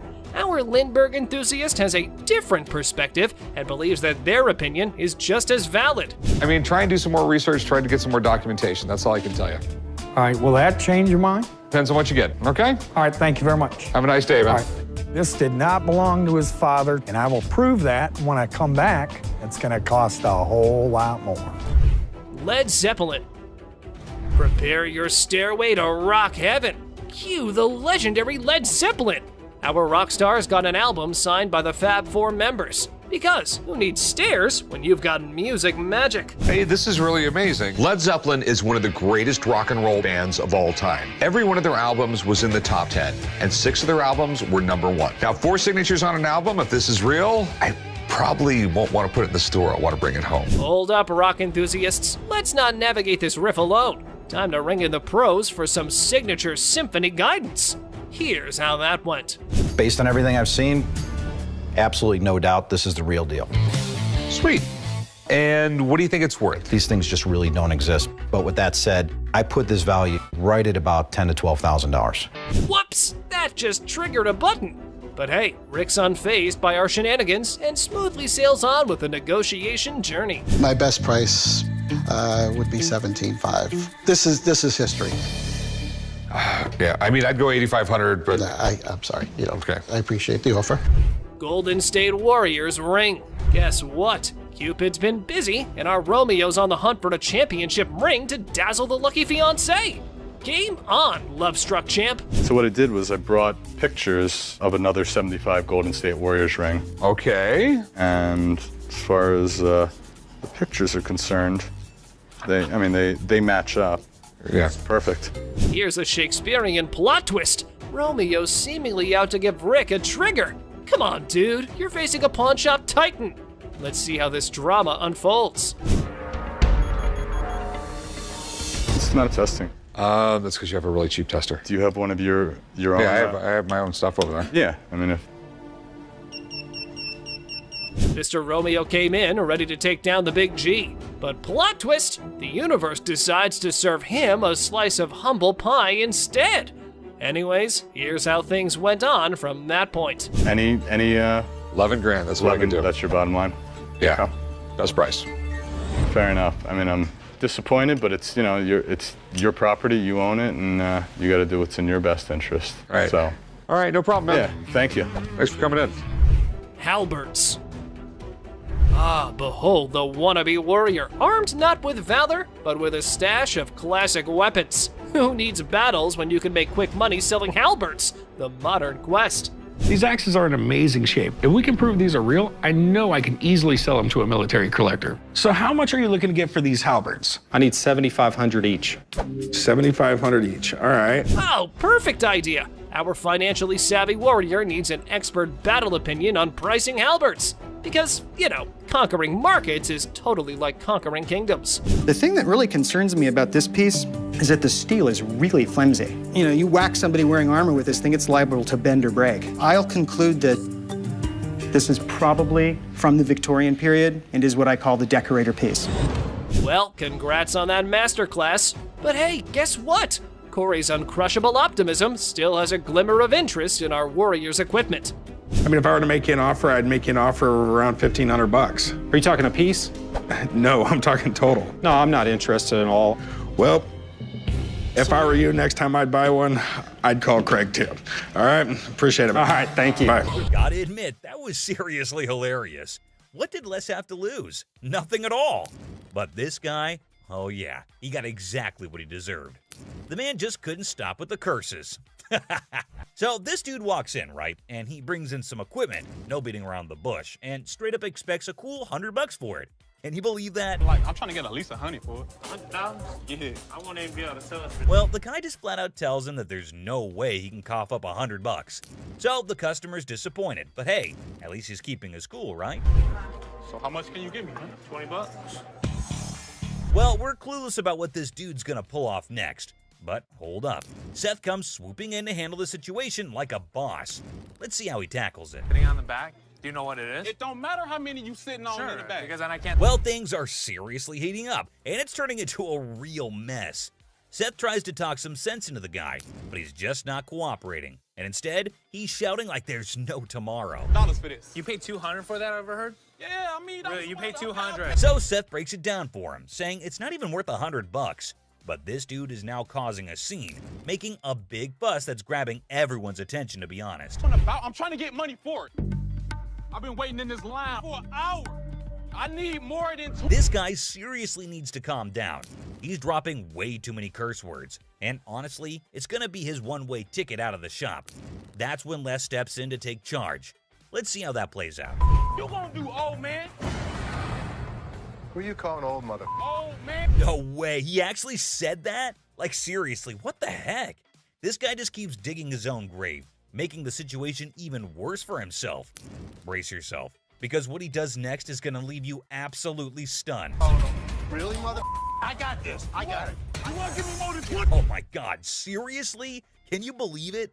This dude actually tried to mess with Les and thought he could get away with it without being kicked out.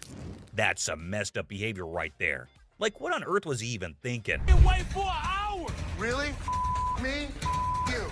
Well, he totally got what he deserved. But guess what? That's not even the end of it.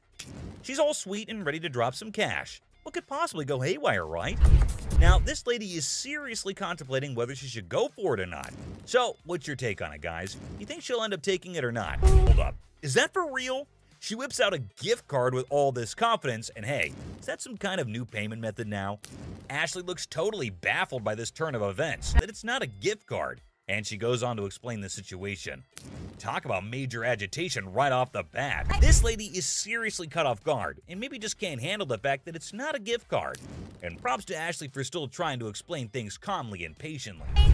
Where do you see a swipe thing on this? Do you see a... Someone needs to rein in this woman because the way she's throwing a fit over a gift card is seriously ridiculous. I mean, does she not even realize how foolish she looks? Just look at her, still going on and making an absolute spectacle of herself. And last but not least, we get this other dude who goes absolutely bonkers. But here's the kicker. It's not about something he wants to buy or pawn.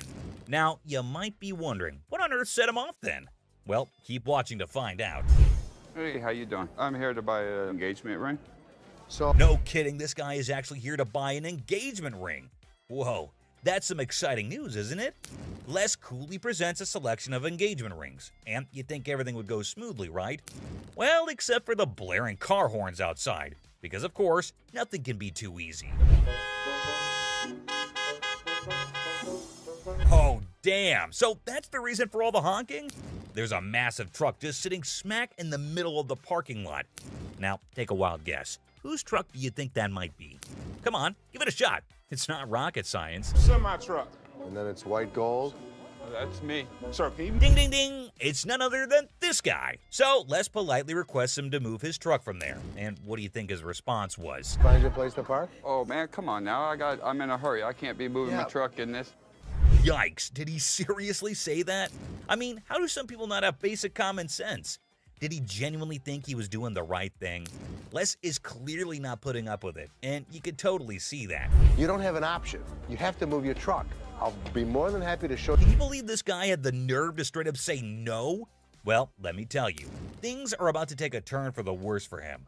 But just when he thought he couldn't dig himself any deeper, he goes ahead and proves you wrong. Why are you so rude? I'm not moving the damn truck. Byron, take over. Well, obviously he's about to get kicked out, and trust me, you gotta watch this. It's absolutely hilarious. Move the truck. Come on, man. That's wrong, bro. Next time, parking on the freeway. This dude should be totally embarrassed about his behavior. And oh boy, he didn't stop there. He just kept on going. And the last straw was this.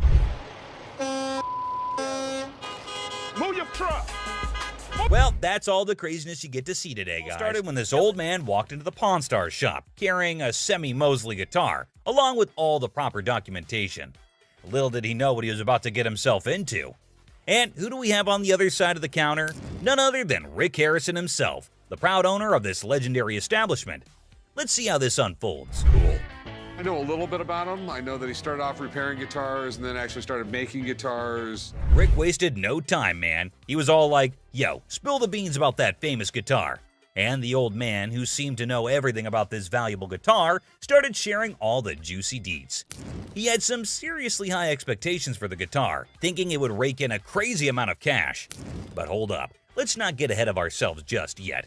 Rick ain't one to take risks when it comes to buying stuff, you know. So he decides to bring in an expert to make sure he ain't getting played. Smart move, Rick.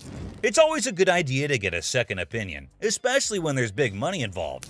And bam, here comes the expert himself, a dude who knows guitars like nobody's business. He's about to drop some serious knowledge on this situation. The expert took a look at the hype about Semi Mosley guitar, which the old man thinks it's worth a fortune. Now, this is where things start to get interesting. Keep an eye out for those moments when the old man's high hopes are about to go down the drain. After a thorough examination, the expert was ready to deliver his verdict. It would probably be $25,000. Well, the guitar was in great shape, no doubt about it. But no way the market value hovers around $25,000. And just like that, the old man's hope went to waste. But the old man thought the expert was kidding, and he didn't take his opinion seriously. After the expert opinion, it was time for the final moment. And here comes the classic pawn shop thing. I think we're not going to make a deal, so all I can tell you is good luck. Thanks. And oh, did I see it right. This thing ended even without a start. Well, I'm glad it saved some misery for Rick. Knowing that the guitar was worth way more than just $25,000, he left. And just like that, the deal hit a brick wall. The old man's unrealistic expectations collided head-on with the reality of the market. But next we have a total moron who shows up at the Pawn Stars shop. The old man who thought he hit the jackpot, but in the end, reality bit him in the you-know-where. So this another wild encounter is with our favorite goofball Chum Lee. The episode starts with Chum Lee going to meet Buck, the owner of an antique pirate ship. Buck's got this badass pirate boat, and it can hit speeds of up to 60 miles per hour on land. Now, that's some crazy shit, my dudes. Chum Lee's eyes lit up like fireworks when he saw this epic pirate ship. You got a boat. It is a boat. Does it float? No. You can tell he's itching to make a deal, but he knows he can't go rogue without Rick's permission. Well, the first thing he did was to send Rick a picture of this crazy giant. While waiting for Rick's reply, Chum Lee decides to go have a little fun on the ship. Woo! I'm on a boat! Sup, ladies? And it's quite evident that he's having a great time strutting around like Captain Chum, living his best pirate life. Now buckle up, because things just got real quick. The fun times? Yeah, they're over. Now we're diving into the spicy stuff, my peeps. We've reached the classic pawn shop negotiation phase, and let me tell you, it's about to get intense. Chum knew he had to haggle, but Buck, man, that guy is stubborn as a mule. Buck straight up dropped the bomb, saying he won't sell his ship for anything less than a mind-boggling $190,000. And let me tell you, Chum Lee's face went from pure excitement to straight up panic in a blink of an eye. Now, some might argue that it's a fair price, right? Like, this baby is worth every single penny, Chum. $190K and she's all yours. But can Chum swing that kind of dough? Nah, man. Chum Lee's in way over his head, and he knows he can't afford that kind of cash. It's a total bummer, dude. This deal is going down the drain faster than a sinking ship. But hold up, Buck ain't giving up that easily. He wants to speak with Rick, and honestly, that's pretty fair considering the time he invested in showing Chum around the ship. And yep, you saw it right. Rick sent a text, but guess what? It ain't the reply we were hoping for, my friends. Rick shut down the whole idea before it even set sail. Chum Lee's dream of becoming a pirate captain just came crashing down like a freaking cannonball. It's a gut-wrenching scene, my friends. The disappointment is real. Whatever. Oh, sorry, man. Buck is fuming like a volcano about to erupt. It's clear he's not happy with the outcome. Ships ahoy, disappointment. Another prime example of Chum Lee's misadventures. The pirate ship's dreams sink faster than a cannonball in the water. Brace yourselves for a dramatic tale involving a limited edition bronze statue. Let's dive right in. So it all starts with a man named Raphael walking into the Pawn Stars shop with this fancy limited edition 1888 bronze statue by Louis Bacall, a renowned French sculptor. After looking at the statue and knowing the potential value of this piece, Rick started salivating like a hungry wolf. Moving further, Rick's expert eyes started analyzing every little detail, hoping to strike gold and make some serious cash. And as Rick is examining the statue, you can see the excitement building up. If it turns out to be the real deal, it could be worth thousands of dollars. The suspense is killing. Come on, man, show me those original markings. Now, Rick's like a detective on the case, searching for any signs of authenticity. And in a dramatic twist, Rick got the truth. You need to see this. Looks right. What doesn't look right is there's some pitting right here. And that crack right there is from when they casted it. It didn't happen later. The statue has been recast. Oh, the disappointment is real, my friends. Well, ain't that a kick in the teeth? This statue is nothing but a fancy replica. 1888. The original was made in 1888. I don't believe you. Okay, I mean... Raphael's hopes went up in smoke, and the idiotic mistake is laid bare. I don't care what you say. I don't care what you tell me, but I know you're full of You know... Looking at Raphael, it sure is clear that he's not taking the news well. He's about to unleash his frustration on Rick, and things are about to get heated. And what did we see? Looking at the heated argument, Rick's bodyguard was just about to get in the scene, but Rick stopped them. Just when tensions were about to boil over, Richard stepped in to play the peacemaker. He's not one to let things escalate, especially when it comes to business. And I 100% agree with what Richard just said. You might be wrong, we don't know. We're in the business to make money. But when we don't feel comfortable with something, we're going to back off. He's a smart guy indeed. It's true that they're here to make some dough, but with that, they also got to be smart about it. If something doesn't feel right, gotta back off. No hard feelings, Raphael. Do you agree that a business is about making money, and sometimes we gotta be cautious? Can't blame us for not wanting to get burned. Look, Richard's wisdom prevails, reminding everyone that it's all about the money, but also about maintaining integrity. All right, let's take a chill pill, guys. And there you have it, another crazy encounter on Pawn Stars. Raphael thought he hit the jackpot, but in the end, it was a painful lesson in authenticity. The Pawn Stars team reflects on another day filled with unexpected encounters and quirky characters. Rick, ever the shrewd businessman, knows that every deal won't be a success, but he remains optimistic for the next opportunity that walks through his shop's doors. The customers may have acted like real idiots, overestimating the value of their valuables, but it's all part of the pawn shop's charm. We can't wait to share this hilarious encounter with you guys. Trust me, it's gonna be a ride. It's a reminder that in the crazy world of pawn shops, you never know what surprises are waiting around the corner. It's like a never-ending treasure hunt, and we're loving every minute of it. So until our next adventure, keep your eyes peeled for those hidden treasures out there. Whether you're with us at the pawn shop or exploring elsewhere, you never know what gems you might stumble upon. Stay tuned for more craziness from the Pawn Stars team. Catch you on the flip side, treasure hunters. Thanks for joining us, my fellow treasure hunters. Don't forget to hit that like button, subscribe for more jaw-dropping moments, and remember to push that bell icon. See you in the next one. Oh, mother. old man. Who the you calling him?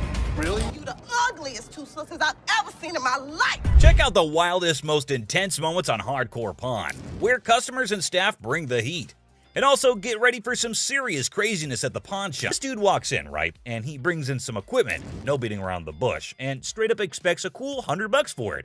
Can you believe that? Like, I'm trying to get at least $100 for it. $100,000? Yeah. I won't even be able to sell it for. Well, the guy just flat out tells him that there's no way he can cough up $100. So the customer's disappointed, but hey, at least he's keeping his cool, right? So how much can you give me, man? $20? Well, we're clueless about what this dude's gonna pull off next. But hold up. Seth comes swooping in to handle the situation like a boss. Let's see how he tackles it. Sitting on the back? Do you know what it is? It don't matter how many you sitting on in the back. Because then I can't. Well, things are seriously heating up, and it's turning into a real mess. Seth tries to talk some sense into the guy, but he's just not cooperating. And instead, he's shouting like there's no tomorrow. Dollars for this. You paid $200 for that, I overheard? Yeah, I mean, really, you paid $200. So Seth breaks it down for him, saying it's not even worth $100. But this dude is now causing a scene, making a big fuss that's grabbing everyone's attention, to be honest. I'm trying to get money for it. I've been waiting in this line for an hour. I need more than This guy seriously needs to calm down. He's dropping way too many curse words. And honestly, it's gonna be his one-way ticket out of the shop. That's when Les steps in to take charge. Let's see how that plays out. You gonna do, old man? Who you calling old, mother? Old man? No way, he actually said that? Like seriously, what the heck? This guy just keeps digging his own grave, making the situation even worse for himself. Brace yourself, because what he does next is gonna leave you absolutely stunned. Really, mother? I got this. I got it. You want to give me more than 20? Oh my God, seriously? Can you believe it? This dude actually tried to mess with Les and thought he could get away with it without being kicked out. That's some messed up behavior right there. Like, what on earth was he even thinking? Wait for an hour. Really? Me? You. Well, he totally got what he deserved. But guess what? That's not even the end of it. Props to Ashley for still trying to explain things calmly and patiently. What, where do you see a swipe thing on this? Do you see a Someone needs to rein in this woman because the way she's throwing a fit over a gift card is seriously ridiculous. I mean, does she not even realize how foolish she looks? Just look at her, still going on and making an absolute spectacle of herself. And last but not least, we get this other dude who goes absolutely bonkers. But here's the kicker. It's not about something he wants to buy or pawn. Now, you might be wondering, what on earth set him off then? Well, keep watching to find out. Hey, how you doing? I'm here to buy an engagement ring. No kidding, this guy is actually here to buy an engagement ring. Whoa, that's some exciting news, isn't it? Les coolly presents a selection of engagement rings, and you'd think everything would go smoothly, right? Well, except for the blaring car horns outside, because of course, nothing can be too easy. Oh, damn. So that's the reason for all the honking? There's a massive truck just sitting smack in the middle of the parking lot. Now, take a wild guess. Whose truck do you think that might be? Come on, give it a shot. It's not rocket science. Semi-truck. And then it's white gold. That's me. Sir, can you... Ding, ding, ding. It's none other than this guy. So Les politely requests him to move his truck from there. And what do you think his response was? Find your place to park? Oh man, come on now. I'm in a hurry. I can't be moving my truck in this. Yikes, did he seriously say that? I mean, how do some people not have basic common sense? Did he genuinely think he was doing the right thing? Les is clearly not putting up with it, and you could totally see that. You don't have an option. You have to move your truck. I'll be more than happy to show... Can you believe this guy had the nerve to straight up say no? Well, let me tell you, things are about to take a turn for the worse for him. But just when he thought he couldn't dig himself any deeper, he goes ahead and proves you wrong. Why are you so rude? I'm not moving the damn truck. Byron, take over. Well, obviously he's about to get kicked out, and trust me, you gotta watch this. It's absolutely hilarious. Move the truck. Come on, man. That's wrong, bro. Next time, parking on the freeway. This dude should be totally embarrassed about his behavior. And oh boy, he didn't stop there. He just kept on going. And the last straw was this. Move your truck. Silver Surfer. Oh, guess what? We've got a bona fide comic enthusiast here. Big surprise. Like, who isn't, right? Wood board. It is wrapped in a vac metal plastic wrap. Oh, what a shocker. It's a collector's item. Birds are gonna look great. Well, online, these things go for $3,000. Actually, silver... Hey, genius. If you're after that dream price, maybe hit up a comic store. Selling your treasure trove at a pawn shop? Yeah, real brainiac move here, buddy. 900 bucks. That's it. Think I'm gonna have to walk. All right. Custom-made electric chair. Folks, take a puff. We've witnessed all sorts of weirdness at the pawn shop, but this fella's cranked it up a notch. Check out his wild sell list. So tell us a little bit about him. We have Halloween retail stores. This is a custom-made electric chair. There's a whole show if you guys want to see it. Sure, go ahead, show us. Hell yeah! I'm really into this kind of thing. This might be the new feature at my house on Halloween. Oh, just what we all need. A bedside toy that screams Halloween 24/7. No biggie, except it's art, not like living in a slasher fic or anything. So we're looking to get about $8,000. Brand new, they're just above $9,000. And that makes a lot of sense. Right. Buy a used one that's 6 years old. Well, the cool thing about this one is that they don't make them like this anymore. You're right, they don't. The new ones are digital. Well, guys, Mr. Ambitious over here is dead set on this mystery item. Heaven knows what his grand plan is, but Les has a style for a bargain. Thank you very much for bringing it in. We appreciate it. Thanks, man. Damn it. I'm a little disappointed that I gotta schlep it back home, but you know, with Michigan being, you know, like the #1 state for haunted houses and attractions and things like that. Elephant skull haggle. Oh, guess what? No fancy sofa, no blingy ring, and no one-of-a-kind car to pedal? No worries. How about you trade an elephant skull for some greens? Because that's normal, right? Skull of an elephant. Really? Very unusual. It's very unusual. My best friend had it, passed away, and I inherited this one. It's where the tusks were. I understand that. It came from Africa? Yeah, right. Well, I So- can promise you nobody's ever brought in an elephant skull, ever. That I can Little tell you. unique. Ever wondered where one finds a thing like that? Well, surprise, surprise, there's a thriving market for massive elephant skulls. Yeah, you heard it right. Skull heads. 1,000. That's as low as I'm gonna go. Let me talk to my elephant expert. Africans are buying now for $2,300 and the Asians are $1,900. The good part was, it's worth the money. There is a demand for elephant skulls, but I'll be damned if I'm giving it away. Okay, peeps. When Les locks onto something, prepare for a solar eclipse, because he's not releasing his grip. Anyway, there's a plot twist in this pawn shop drama. I got 700 $100 bills waiting for me. $750. 700. And if you think it's worth $50 for you to schlep it home, It isn't. Schlep it. It isn't. Schlep it. I'll give it to you for 7. You got a deal. Thank you very much. Thank Come you. right Thank over you. here. We'll Thank take you. care All of right. it. All right. Yeah. Mark, thank you. Bone Rattler. Okay, people, the granddaddy of speed in the house. Ready to snatch up a drag racing car from the pawn shop? Who knew shuffleboard was just a warm-up? This guy is an expert. He knows all about drag racers. So does Jeff. Jeff is my jeweler, but he's much more knowledgeable with engines than I am. The guy that sold it to me said it cost him $85,000 to put it together. Probably clipping along at about 250 miles an hour. Fire this puppy up. I don't know how to start it. Gather around, youngsters. We got a drag racing sage here, boasting a mere 30 years under his belt. So the wisdom dump is here, as he schools the pawn shop owner. You know how to start him? Sure. I knew you did. How long you been racing dragsters? For about 30 years. Oh, You ready for this? I'm ready when you are.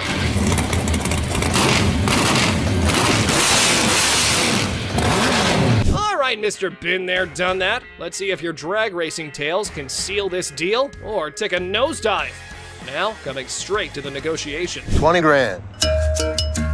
7,500. I don't think so. If you give me the money today, 15,000.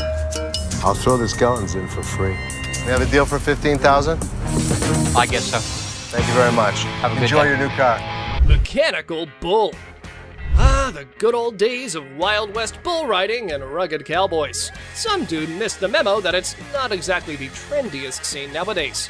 Time to catch up, y'all. Going for a ride in my parking lot, or what are we doing? Let's have a little fun, girl. We're trying to sell our mechanical bull.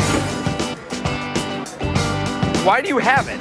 A Western themed restaurant bar before, and that was the theme. We put the bull into the bar. Well, slap on those cowboy hats. We got ourselves a scene here. But seriously, who's taking bets on whether they can wrangle a decent price for that rodeo-style bull riding? Well, let's say you were to buy these brand new. How much do they cost? They cost around 15 to 20,000. How much do you want? 15,000. So if I was to buy this brand new or buy this used from you, it's the same price. Rental companies rent these out for $750 a day. There's a lot of revenue potential. Ah! Man, sad to see these alpha men taking back their bull home. But folks, hold on to your hats. Maybe Ashley has something else in her mind. 3,000 right now. 45. 31. 39, you pack it up. That's my bottom dollar. 34. I can't do it. Sorry, good luck. Dr. Death's van. Step right up, viewers. You've heard of Dr. Death, but today's highlight is the van that spotlights as the ride for assisted suicides. Because nothing says vacation like a one-way ticket, right? This is a 1968 Volkswagen van owned by Dr. Death, Jack Kevorkian. By Dr. Death. This is the actual van that he did his first and several other assisted suicides in. Jack Kevorkian was an iconic figure in the city of Detroit. We're not aiming for a Valley of Chrome farewell tour this time. Mr. Big Bucks here wants a 6-figure sum. Brace yourselves, because Les has his few concerns all queued up. It is a piece of history. I like buying weird. You won't find another one. The problem is, it doesn't make sense to spend 6 figures on something like this for me. Well, you either love it or hate it. But I love it. This is definitely a piece of Detroit. A van oozing that delightful combo of creepiness and death vibes. So legit. However, why not throw in another expert opinion? Let's see how that went. So 10,000 ain't gonna buy it. No, I'm in the 6-figure range. 20 grand? No. 25 grand. 30 grand. 50 grand? 30. One time. 50. 30 cash right now. Bizarre bikini. Check out this granny of the century who strolls into the pawn shop. with an elderly figure that has a lot to do with, I don't know. You have a look and maybe you decide. Which is the doll? I heard that. I'm undressing her. What can I say? A really nasty looking woman, but a very cool item. Yep, that's about accurate. You just saw a long-legged granny in a bikini. All the efforts are done in the name of art. However, our granny here invested in this model. How much did you want for this thing? I'd like to get $500 for it. This thing is art. It's a very cool item, but not for that price. I mean, she's really cute. I mean, she's really fun to look at, but it's not going to be even close to $500. Never mind, that was gonna be a deal breaker. Unless Les had some more quotes to add to the art piece, this stirs things up for the selling mix. Here this woman was playing my game, and I was losing. 200. 190. I'll take her. Will he stop? Okay, schlep it home. You know, I heard my dad saying it wasn't worth the extra $10. Bull. She wants 200. Latex vacuum bed. Look who's spicing up the pawn shop scene. This dynamic duo's got a latex vacuum fetish bed up for grabs. You know, just your average afternoon errand. Latex vacuum bed. A what? A latex vacuum bed. So you have sex with latex? Pretty much. It's like the autoerotic asphyxiation is what Pretty it is, much, correct? yeah. Bobby J surprisingly knew exactly what this thing was. All right, I was wondering, who needs candlelit dinners when you can have vacuum-sealed intimacy? I'm not here to judge. However, here's a quick demonstration. Is it normally when Felix has his hand over his mouth? Normally what they like. I actually used it. Are you breathing? There we go. Not gonna work. It's working. Everyone's a critic when it comes to, what's the word? Innovative sleeping arrangements. Yeah, there we go. And we aren't sure if that ever went up for the big sale. Used it. So how could you not want to do this with him? Because I don't want to suffocate. It's not for everybody. I'm familiar with the bed. Very much so. Just imagine having sex now. He don't have to hold you. Perfect. Well, now we got that out of the way. Just a normal fine day when this guy walks into the pawn shop to sell Les Paul's document collection, including an incredibly unique and world's one-of-a-kind Les Paul SG guitar that belonged to his Aunt Mary. And guess what? She wasn't just some guitar lover or a casual Les Paul fan.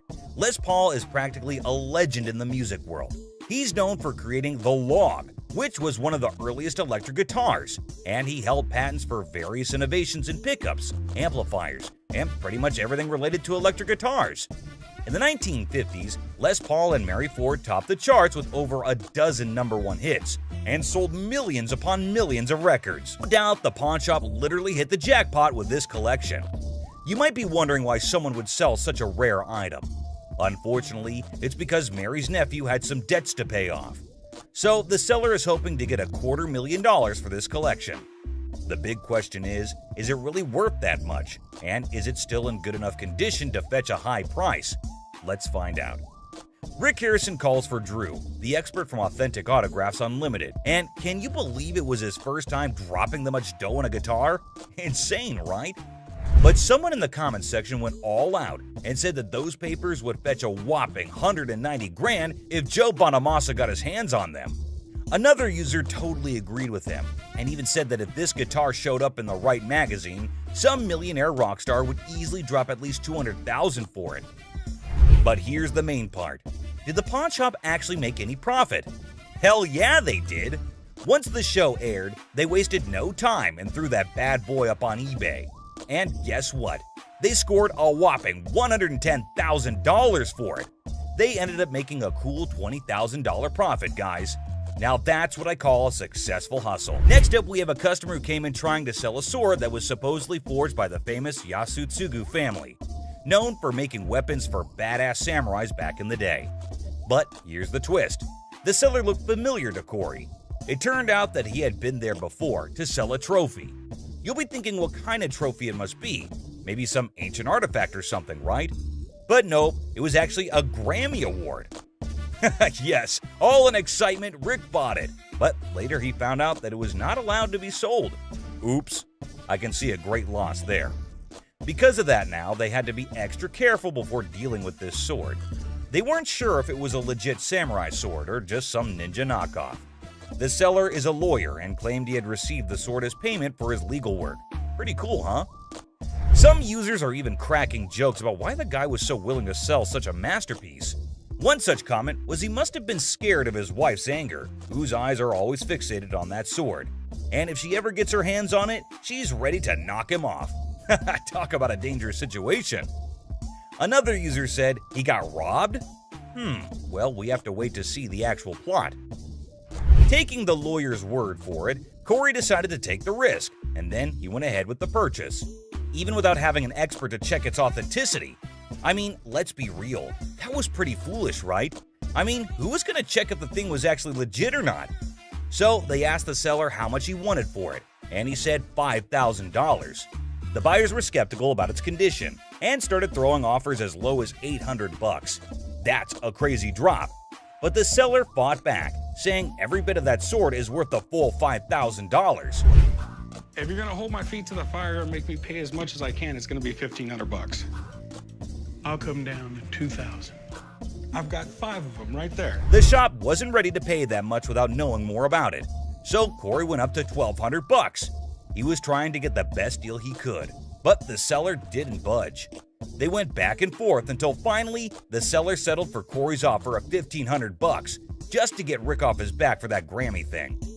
After buying the sword, Corey was not at peace and was restlessly waiting for the expert who was out of town during the appraisal. Finally, he got to meet up with Mike Yamasaki, the expert, and Corey explained how he took a shot in the dark and bought the sword without knowing if it's actually worth the money. So, after taking a small glimpse at it, Mike recognized it as a samurai sword and told Corey the history of the sword.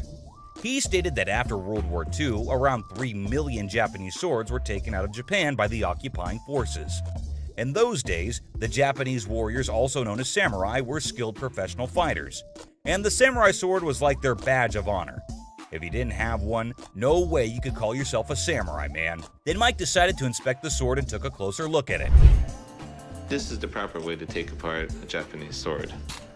They've been doing this style for centuries. Well, after the inspection was done, the expert discovered that the sword belonged to a super important samurai with ties to Japan's imperial family, probably from the 5th generation. Now, here was the interesting part.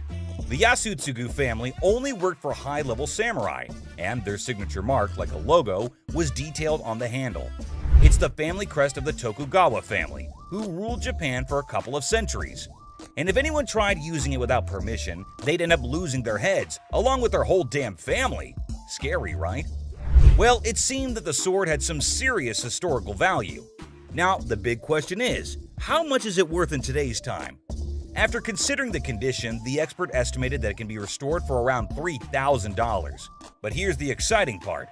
After the restoration and blade sharpening, Corey could potentially sell it for a whopping $15,000. That's a tenfold increase from what he paid for it initially. So there you have it. Corey took a risk, bought the sword without knowing its true value, and it turned out to be a jackpot. But that was indeed a risky game. But does it always turn out to be luck, or sometimes they just lose everything? After a short negotiation, the seller settles for a mere $200. I see. But Alex hasn't tested it. $1,000. Damn. Well, let's watch if it works. I got my headphones on, so I can't hear you. So after successfully restoring the item and getting it in working condition, that's a crazy profit of $4,800. Absolutely hard to believe, right? Someone even commented that Rick straight up robbed Hector in broad daylight. Users are not holding back with their savage opinions. Well, keeping everything aside, this was indeed one of the craziest profits earned at Pawn Star Shop. Moving on, stuck the original style of the award on top of the Russian Imperial Eagle, which has 2 heads. So what we got here is a Russian order, and that's what this medal represents. It's a piece of history that dates back 800 years. Pretty neat, huh? Well, neat in the sense of 800 years of Poland's struggles, constantly being conquered, reconquered, and fighting for their freedom throughout their entire history. Users also shared how this whole episode reminded them of their beloved history classes back in their school days.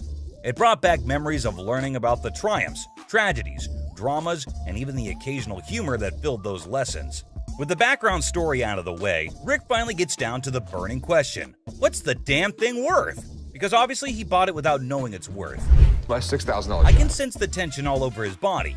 Finally, the expert takes a closer look at the metal and starts talking about how it was probably made in St. Petersburg by a company called the House of Bolin. And guess what? They were like the main competitors to Fabergé. So we're talking about a metal of Fabergé quality here. Crazy enough to give Rick some hope, but Craig kept going on and on about how gorgeous the base. But hold up. Sadly, Craig has some serious concerning news for him.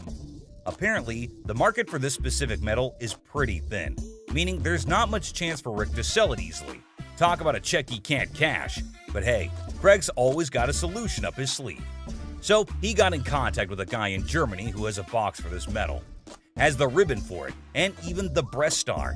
It's all part of a set, you see, but there's a big hole in the guy's box, specifically for the neck order. And Craig just knew that he finally found a potential buyer for the metal, someone who needs to complete their set. Now, both the parties are ready to strike a deal. One person made a comment praising the honesty of Craig, noting how he offered a price range for the metal that matched its actual value of $30,000 to $40,000.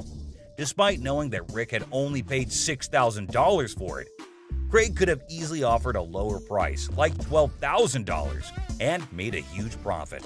But instead, he respected Rick and still managed to make some money while being fair. This man named Randy walked into the store with a huge-ass vending machine. He believes that his machine is from the 1940s. Candy? Yes, sir. You know who loves candy, right? This guy. Well, chum, we know your love for candies, but is this deal as sweet as them? This machine sure has Chum's heart, but Randy doesn't even know if it works, and neither does he have the keys to it. Well, let us look into what Chum thinks about it and whether he thinks it would be worth the cost. Just taking a look at it, I mean, it looks pretty rough shape. There's a lot of rust on it. It sure needs a good restoration, but Randy wants $1,000 for it. Man, it already needs so much work to be done. I personally don't think it's worth investing so much, but who am I to suggest? Oh, how the chum had been schooled by experience. A lesson etched deep into the fibers of his being. Scarred by past misjudgments and Rick's scoldings, he now approached each decision with newfound caution. But hold on to your seats, for the words that spilled from the expert's lips were nothing short of astonishing. Get ready to be astonished, for the expert's revelation is nothing short of extraordinary. Whoa. Oh boy. Right? The guts are missing. So what this needs... Man, it is empty inside. All the mechanisms are missing. The expert saved Chum's ass today on this one. The expert adds that in this condition, the machine is max $300. Whoa, that was a low blow for Randy, it seems. He cannot believe the price dropped from $1,000 to just $300. Up and running and painted, obviously. $4,500. $4,500. Okay. Well, this machine is asking too much. Chum noticed it and got the bargain straight from $1,000 to $75. And they just shook hands on $100. But a deal is a deal. Let's see how Chum restored it and made it a good sales machine for his own bars. Whoa! Holy chum bar! Check it out, right? That is freaking awesome. Whoa, the machine is brand new again. No one can even imagine how it was before. And I know you're thinking no one got furious here. But hey, the video doesn't end here. You see, Rick was not so happy about the sweet gift lying in the garage.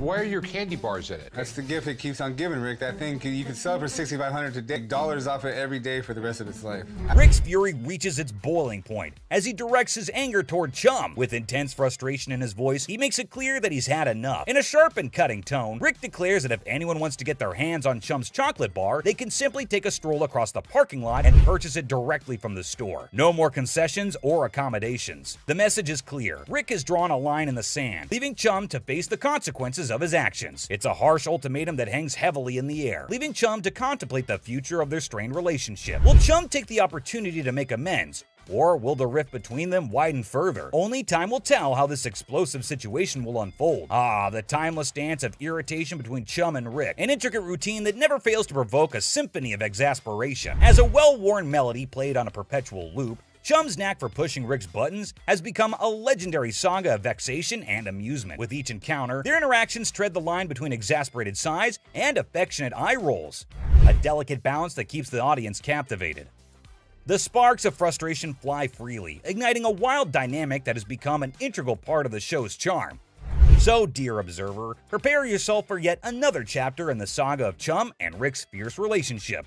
where irritation and amusement intertwine in a dance that never ceases to entertain. Did you know that Chum's not just passionate about candies, he is passionate about diving as well? You can't even imagine what he buys next. He goes to buy a sailboat.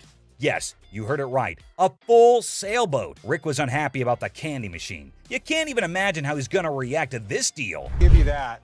Minus a little bit of paint and, a little glue and some elbow grease, I think it's in great condition. In the realm of high-stakes negotiations, a pivotal moment emerged when Chumlee laid his cards on the table, offering a seemingly irresistible deal for a remarkable boat priced at $7,000. But Chum couldn't agree on this price. It was too much. The air crackled with anticipation as the weight of the proposition hung in the balance, threatening to tip the scales of Rick's patience. It was a make-or-break moment that had the potential to send shockwaves through their long-standing relationship. The stakes were set, and the tension mounted like a pressure cooker nearing its boiling point. Could this be the tipping point that would send Rick over the edge, leading him to unleash his wrath upon Chumlee? The suspense was palpable, and we are eagerly awaiting the outcome of this risky transaction. Chum made a really nice bargain, and came to $3,800 as the closing price. The boat, I realized I was gonna need somewhere to park. Since it's such a beauty, a better place than right in front of the pawn shop. All right, start right there. Oh boy, get ready for the inevitable fireworks when Rick lays eyes on a massive boat about to be parked right in front of the pawn shop. You just know trouble's brewing. Rick's face turns crimson with anger as he witnesses the chaos ensuing in the parking lot. Shouting fills the air. Ropes are flailing about, and the situation is spiraling out of control. Now, it's up to you to decide how Rick will react. Will he burst out of the shop like a raging bull, ready to lay down the law and restore order? Or will he take a moment to cool down and approach the situation with a level head? Brace yourself for the dramatic clash that lies ahead. What insanity do you guys have going on? What's going on here? But hold on, there's a twist in this tale. Chum steps forward, determined to explain his actions, and hopeful that Rick will actually commend him for his endeavors. With a mix of confidence and trepidation, Chum begins to share his motivations and the reasoning behind his seemingly chaotic actions. He lays it all out, hoping that Rick will see the brilliance behind his plan. What do you think? How will Rick respond? Will he give Chum the recognition and praise he desires, surprising everyone with his understanding and appreciation? Or will he continue to be infuriated, dismissing Chum's explanation as nothing more than an attempt to cover up his reckless behavior? Here comes a roller coaster of emotions as this captivating scene unfolds before your eyes. I need a spot to park your 27-foot sailboat that I just bought you. A look of profound disappointment washes over Rick's face, his eyes conveying a mixture of frustration and exasperation. He can't help but feel let down by Chumlee once again. With a raised voice, Rick unleashes his discontent, emphasizing the absurdity of the low price Chumlee has set for the boat. In a biting remark, Rick suggests that if the boat is being sold at such a bargain, one can only imagine the true condition and quality of the vessel. He acknowledges the undeniable truth that a good boat worth its weight in value would never be sold at such a low cost. The disappointment in Rick's voice is palpable as he grapples with the reality of the situation and his frustration with Chumlee's decision-making. It's a moment that highlights the clash of expectations and the unrelenting nature of their dynamic. Poor Corey gets dragged into it for no apparent reason. Supposed to be a manager. You handle this. We're not going to have a boat in the parking lot. Put the boat somewhere. And where I'd like you to put it, I really can't say. Poor Chum, yet again, not appreciated for any efforts. As if the mounting list of Chum's blunders wasn't already enough to incite Rick's fury, an air of suspense fills the room as Chum finds himself teetering on the precipice of yet another foolish choice. Tension crackles in the atmosphere as we hold our breath, waiting to see if Chum will repeat his pattern of misguided decisions.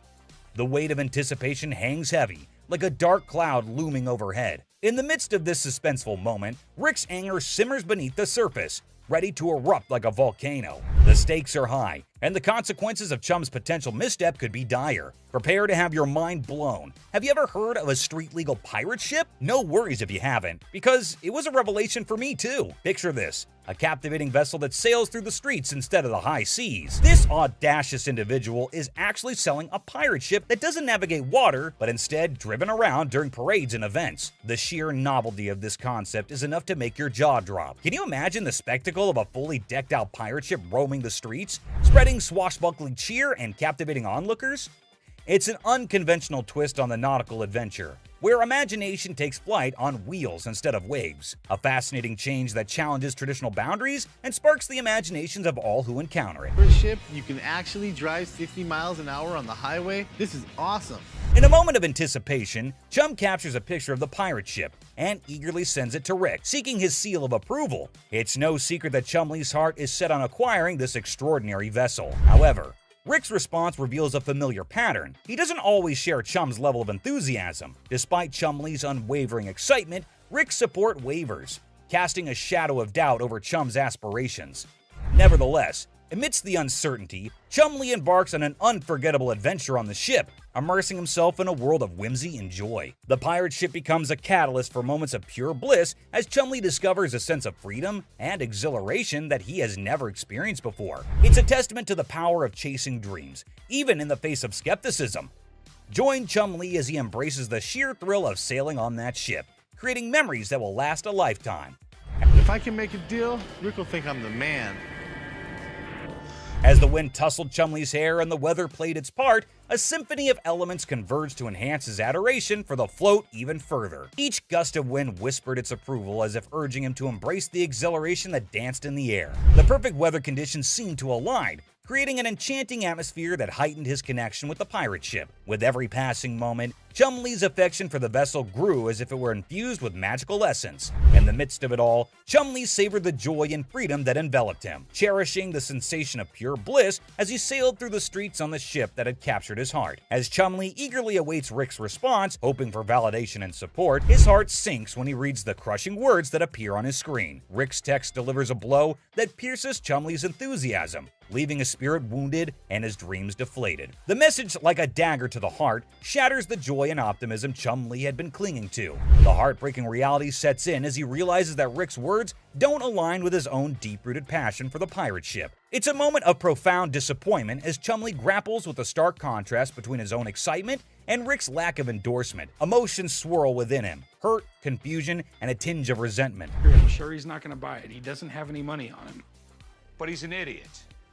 Amidst the tangled web of desires and concerns, Corey possesses a keen understanding of Chumlee's nature. He recognizes that once the request to abstain is made, Chumlee is unlikely to proceed with the purchase. In this aspect, Rick's fears find resonance in Corey's assessment. The rational part of their minds acknowledges the validity of Rick's concerns. Even if Chumlee were to succumb to impulsive desires and make a foolish decision, the stark truth remains. The price of the pirate ship far surpasses his financial means. It looms above his allowance like an insurmountable hurdle, a barrier that cannot be breached without dire consequences. The clash between longing and practicality creates a dilemma that Chumlee must confront head-on. Will he heed the warnings and let go of the unattainable dream?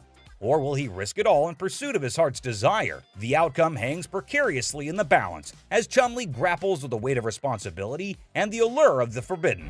The owner wanted $250,000 for it. Man, that is a little too much. The last bargain he could agree on was $190,000, man. That is still so much money. Chumlee was so sure that Rick would want to get it, until he checks his phone. Do not buy the float.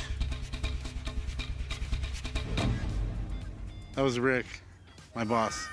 The man had been driving Chumlee around all of the efforts in explaining it.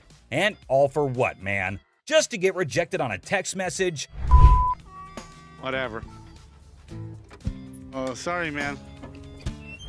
Man, I really feel so bad for Chumlee. Everyone gives an attitude to my boy here, and he just takes it all. Well, enough of Chumlee. Sometimes even Rick makes a mistake, and the great Harrison is not at all happy about this one. A captivating scene unfolds as Bill strides into the store, his presence immediately catching the attention of the Pawn Stars crew. In his possession, he carries a Wells Fargo strongbox, an intriguing artifact that exudes a sense of mystery and historical significance. As if that weren't enough, he adds to the spectacle by unveiling antique balls and chains, further piquing the curiosity of everyone present. Bill, confident in his offering, sets the price at a hefty $2,000. A sum that raises eyebrows and sets the stage for a fascinating negotiation. We got a Wells Fargo strongbox and some antique ball and chain. Okay, you do have a... The anticipation builds as the Pawn Stars team contemplates the value and potential of this unique collection. Will they be able to strike a favorable deal that satisfies both Bill's expectations and their own interests? With his vast knowledge and years of experience, Rick's expertise comes to the forefront as he steps into the bargaining arena, determined to navigate the deal without relying on external advice. Confident in his abilities, he draws upon his extensive understanding of historical artifacts and market trends to assess the true value of Bill's offering. Rick's sharp mind is like a well-honed tool, dissecting the details and uncovering the hidden gems within the collection. As the negotiation unfolds, his eloquence and persuasive arguments come alive, revealing a masterful display of wit and intellect. Rick's knowledge becomes a formidable weapon, allowing him to strike a delicate balance between fair pricing and maximizing the potential of the transaction. It's a testament to his experience and a showcase of his ability to thrive in the world of bargaining, showcasing the power of a sharp mind in the pursuit of a favorable deal. Electrically welded. See how these have arcs from an arc welder? Sure, okay. Okay, and my other big concern?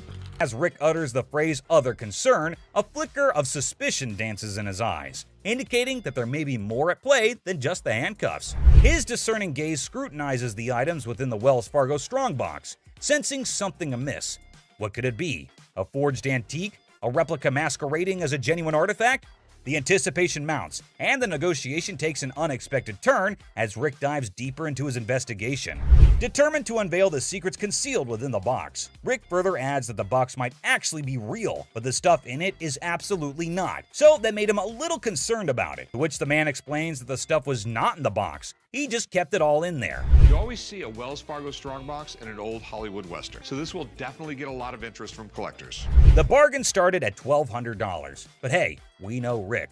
He is damn good at bargains. He finally sealed the deal at $450. But obviously, we need a piece of expert advice over here. Mark, the man with all his knowledge and his beard, is called back to the store.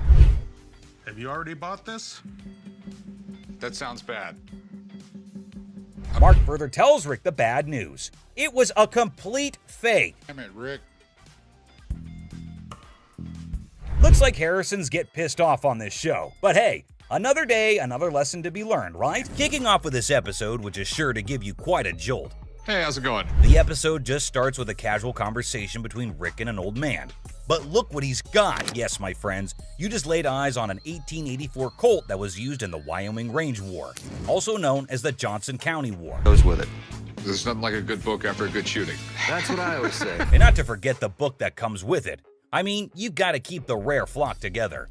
Rick, as usual, begins his quiz, asked a whole lot of questions before investing his money into something that a normal person would have bought in a heartbeat. So how exactly did you get the gun? My father got this from the great-great-granddaughter of Fred Coate. Are these many questions ever asked while I go to sell something antique? Maybe. How would I know? I've just gone to the shops to buy something, never to sell anything. But wait, it seems like he practiced it the whole night, answered all the questions like a pro. That man did better than the rest of us would do in our lives. Tough college times. Wait, what did my eyes just witness? Rick narrating the whole Wyoming Range War story. Basically, large cattle barons feuding with really small cattle ranchers. The small guys were stealing cattle. It felt like a whole history lesson to me. I must say, Rick does have some insane knowledge about antiques. The way he narrated the whole thing was nothing less than an informative history class. Not gonna lie. Moving further, we see Rick's intelligence as he checked all the details provided on the document just like a professional would. This is a 45 caliber. This is a 45 caliber. It's a 5.5-inch barrel. That's a 5.5-inch barrel. With this line, when you throw on a personal story that actually ties a cowboy to a gun, that's the kind of thing collectors love. I can see he clearly knows how to hit the proper note. But when you throw in a personal story that actually ties a cowboy to a gun, that's the kind of thing collectors love. Without a second thought, the man quoted $55,000 for the gun. What do you think? Are Rick and the old man on the same page? Well, for you to know that, you have to continue watching.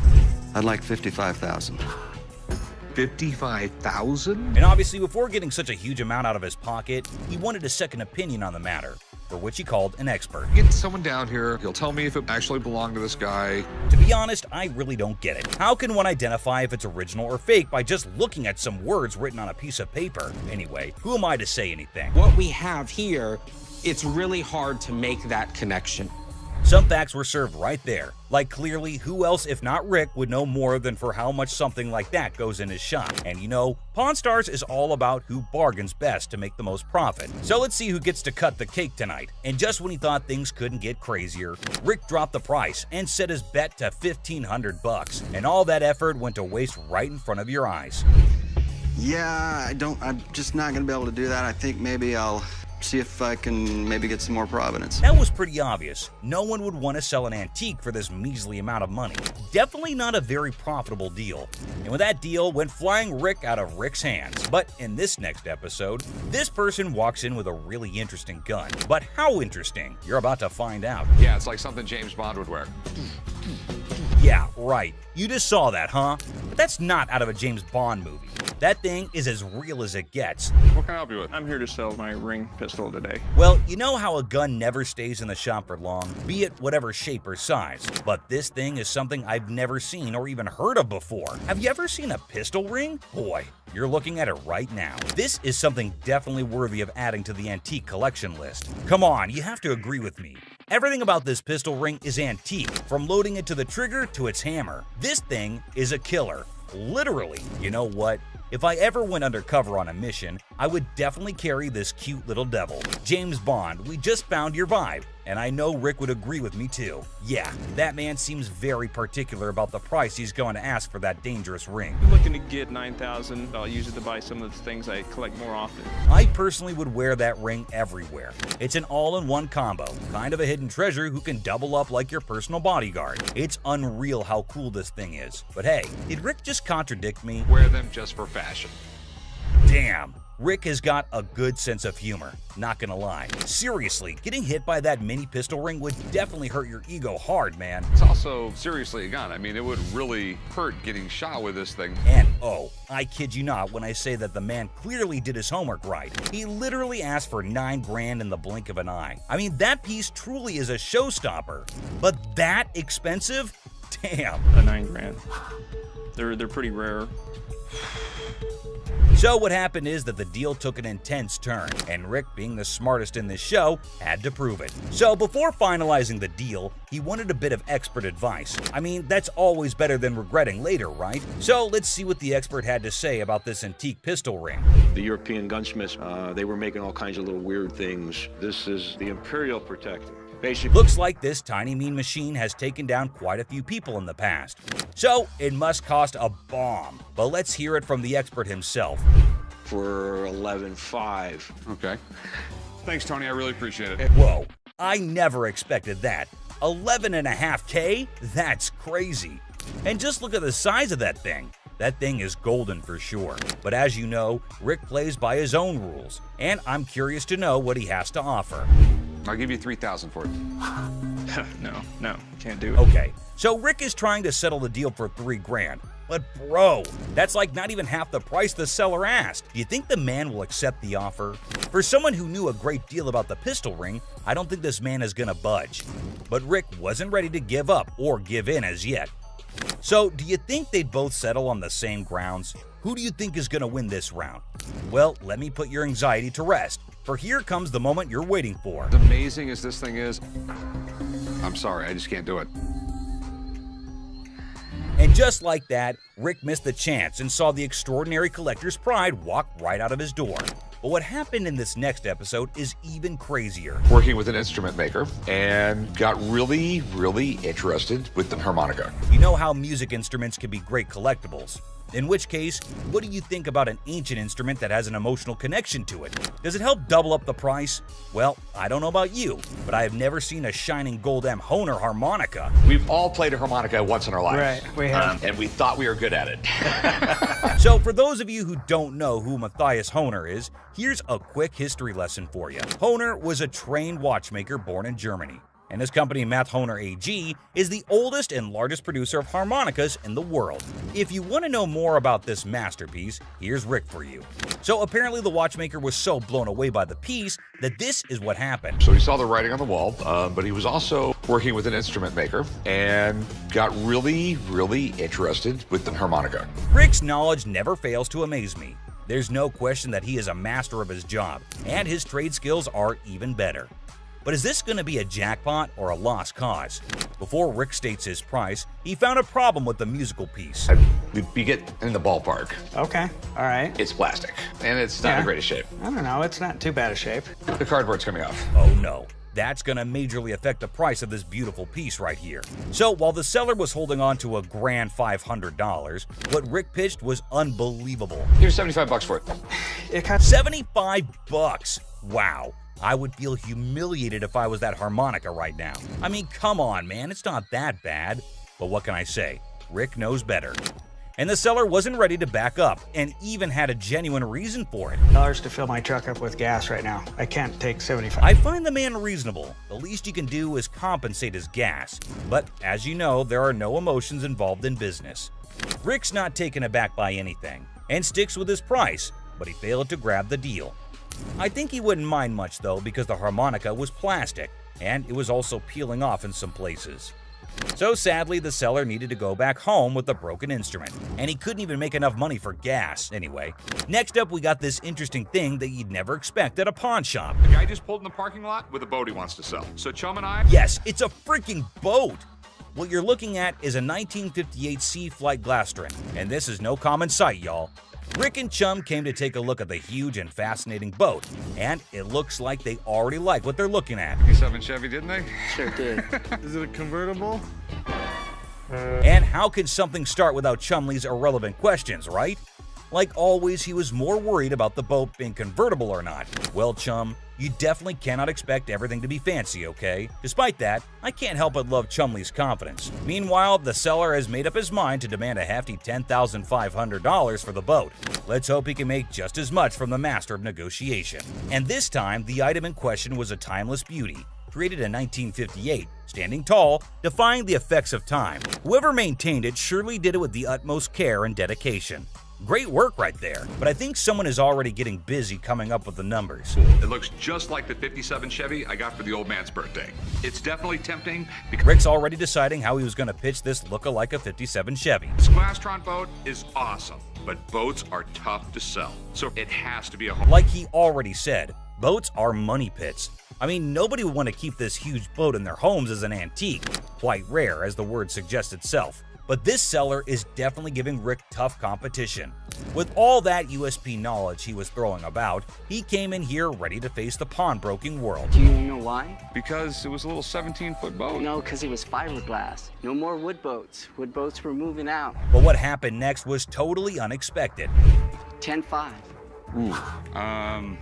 In an unexpected turn, the owner of the boat bravely revealed a startling price tag, $10,500. Wow, that's crazy. What do you think Rick is gonna do? Will he buy it or break it? I don't even want to make you an offer. There's too much work that's got to be done for me to make anything. Did you see that? Rick didn't even make an attempt to convince the donor to accept a lesser price. But that's exactly what the show is all about, expecting the unexpected. But you cannot miss this museum piece that just made its entry into the shop today. A man brought in an ancient coin, a portrait of Julius Caesar from the month before he was assassinated. Well, I have a coin here. It's a portrait coin of Julius Caesar from the month before he got assassinated. But before that, quick history lesson. Did you know Caesar was the first living person to be depicted on Roman currency? Back then, this honor was only reserved for the gods, so you can imagine Caesar's position in the society. So you know that having him on a coin is quite exclusive, and any historical coin collector would be yearning to get their hands on this coin. Would do what was necessary to preserve the Republic. Okay, and no matter what he did in office, Rick was taken in by the intriguing offer, and his sincerity came through, creating a favorable environment for a possible deal. Rick, though, sticks to his strategy since he was logical. As you know, the man is a smart specialist who always seeks professional advice before taking major action. But let's see what the price on offer is. how much were you looking to get out of it? I want $4,400, please. Okay. I like this man's confidence and how he's so adamant about the asking price, exactly the way it should be. The style is correct. Everything is right. Okay. It's perfectly genuine. The expert's analysis is giving us a ray of hope with each passing second. So let's see what the experts have to say. $1,500. Retail? Retail. Wait, what was that? $1,500? Are you kidding me? I thought that coin was a big deal. But what just happened? It's ridiculous. I mean, sometimes you can never explain how things turn out to be in the pawn world. Just like this episode where a man walked in claiming to have a 1951 Yankees team signed ball. 1951 Yankees team signed baseball. For those who may not know, The New York Yankees of the 1940s and 1950s were the most dominant team in baseball history.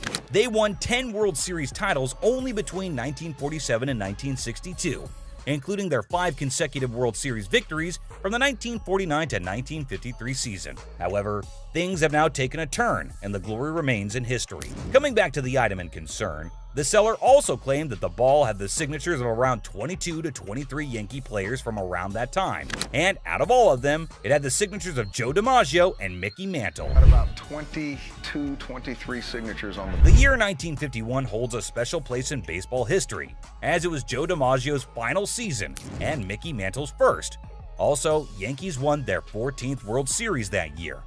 Buckle up, because this episode is sure to amaze you. My grandfather went to a game in 1951 with my mother and received The seller said that it was his grandfather who managed to get this iconic baseball. According to him, his grandfather went to a game in 1951 with his mother and received the autographs from a friend of his that was involved with the team. Well, sounds fair enough to me. Baseball doesn't really mean a lot to me. It's got some family heritage, but it's a baseball. I wonder why so many people want to sell something that has an emotional connection with them. But the seller's reason behind selling such an iconic ball seems pretty fair to me. This would be perfect for the company softball game. Chumley, I'm fixing to hit you. Charlie was trying to play the fool, but Benjamin remained unaffected, steadfastly focused on the business at hand. Benjamin saw nothing but the business and got right back into it. I don't trust this guy. I don't trust nobody, especially when they're trying to sell me. Benjamin, I can feel you totally. It's not like we don't trust anybody, but it's always better to be sure when there's a ton of money involved. No doubt the expert had to be called in. I do believe that this is a genuine 1951 Yankees baseball. Whoa, it looks like there's some good news for the man, and we might see some bills going out of the shop. But wait, don't be sure. You never know when the deal goes south. I think $3,000 is a reasonable amount for the ball. With audacity that leaves me breathless, a staggering demand of $3,000 was quoted for the ball. And it's quite obvious as well. After all the authentication and the proof, anyone would ask for that kind of money. They fired about $800. But wait, what? Benjamin just quoted $800? That's it?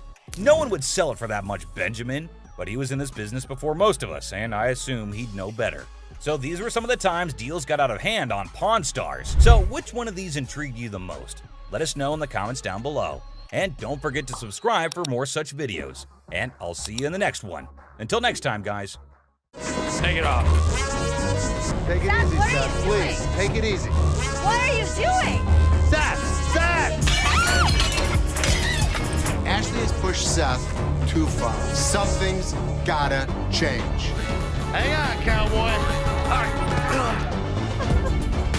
Oops, fire. Ladies and gentlemen, hold on to your seats. In a thrilling episode of Hardcore Pawn, a car in the parking lot finds itself in a rather heated situation.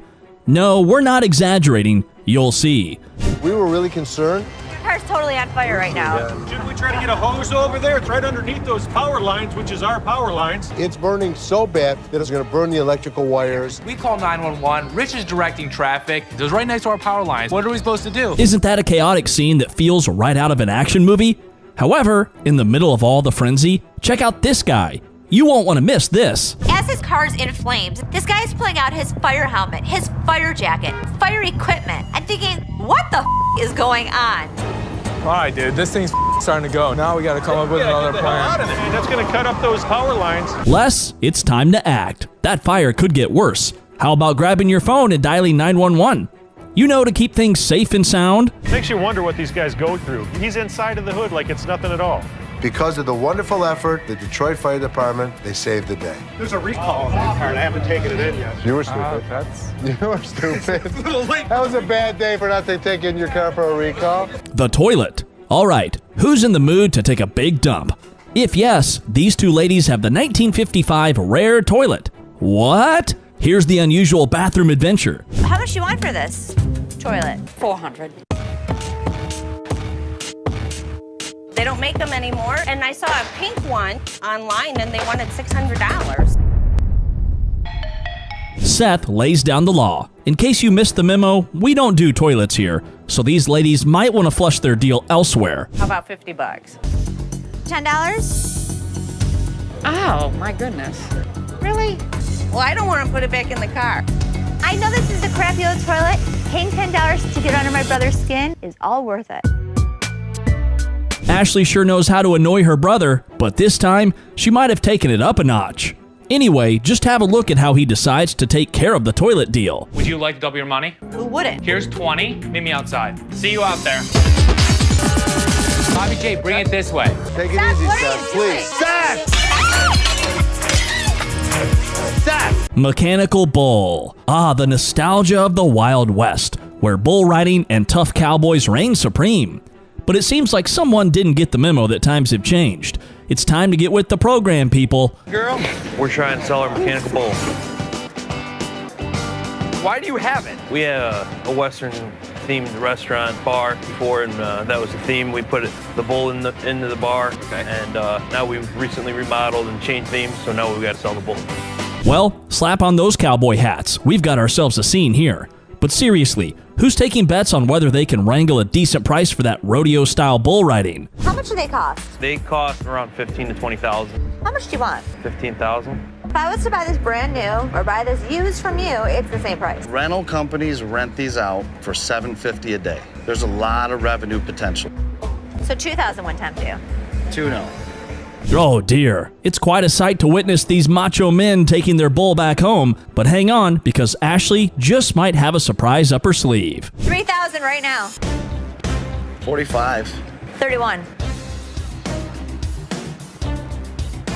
39, you pack it up. That's my bottom dollar.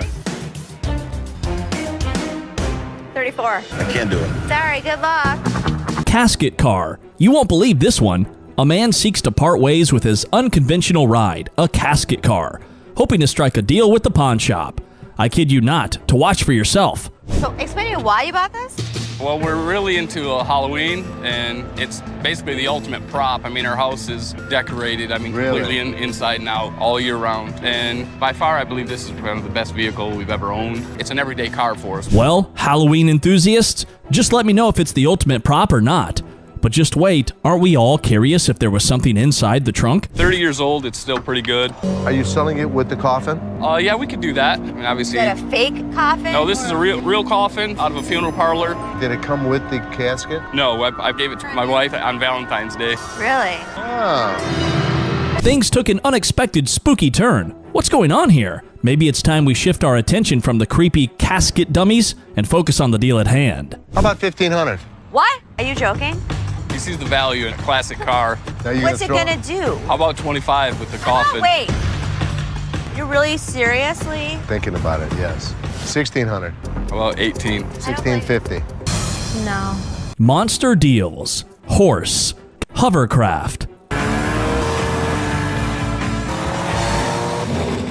That's awesome. Thanks, man. Well, it does look like a grown-up street. And where we're at, right? Obviously a pawn shop. So it's gonna be a hard sell. I do $7 grand today. I mean, sweet, there's no question about it. I like it. Unfortunately, I don't think I'm gonna be able to help you out with that. Boxing kit. Take $600 for it. $400. No, can't do it.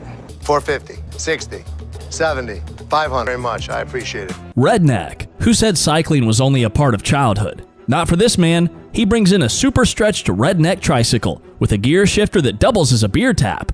Yeah, you heard that right. Did you build this? Yep, me and my buddy built it. It's got customized spinners. It's got transmission, it's got reverse and everything. So in other words, you couldn't ride it as a bicycle? Nope, strictly with the engine. Took a little bit here, a little bit there, and put it all together, and this is what we got. It's a head scratcher. Our visitor's chicken coop plans might baffle us, but let's stay on track and dive into the intriguing deal at hand. So here's what Les has to add to this. Can you show me how it works? Yeah, let's Yes, I can. Yes, I can. Get out the way. Yes, sir. Hold it down to get it started. Oh! Well, ain't that some son of a... Just when things were getting interesting, that tricycle decided it had enough and broke down on us. Well, isn't that some hard luck this time? That's a dirty shame that it broke. It is a dirty shame. I like it. I like it. A lot dirty. Bring it back when you get some. I will do that. Another cord in there. This was one of those situations I would have liked to have helped Dirty, but. Out of here. I paid like $1,000 for this ring, and you only talking about $100. Get the hell out of here. $100. Can we hurry up? Yeah, please. No. I was the one that came in here, tried to spend my money, is what I did. You want to see crazy? I'll show you crazy. I better not see you again in my vehicle. I'll hit you with my truck pile. I mean, I'm not leaving out of here till I get to stage. The big customer swings at Ashley and doesn't miss. A man flips out about his missing game system. The customer starts to throw stuff when told no. The female customer turns hostile when a laptop pawn goes horribly wrong. An angry wife wants her wedding ring back. A woman flips out because her ring was sold. A customer tries to eat her cake and have it too. Some customers are just out there. So today, we're gonna look at some of the crudest customers ever to come to the store. Hey, don't walk past me no more. I've been standing here forever trying to get somebody to help me. Why don't you come? Hey, I know you hear me. No. You know what? Give me a manager or something. A customer isn't happy with the services and is more than happy to trumpet her grievances. Hi, you a manager? Hi, I'm Ashley. You need some better help up in here. I've been standing here going on almost 2 hours. And here it is, ain't no point to it. Screaming really loud. So let me see your receipt. Here's my receipt. Look. Because Excuse me, nothing. You need to leave. You need to walk your back out the door. No. The lady gets her wish for a manager fulfilled. What? You know what? Don't try to walk me out. What? Yeah, I ain't one to look. This lady was a hot ball of a mess. Funky stuff. Dang on place. Just I'm the good witch. Y'all about to see the bad witch. This is against not only store policy, but also the law, and Ashley sends the woman home the same way she came in, angry. I want my. I paid for my to get back. Not nobody else. I don't want nobody. I want my. The problem is we still haven't found it. Let me be honest with you. We don't have it in the store right now. How is it not in the store? I don't have the faintest idea. Apparently he's not very happy with the gaming. Give him my money back.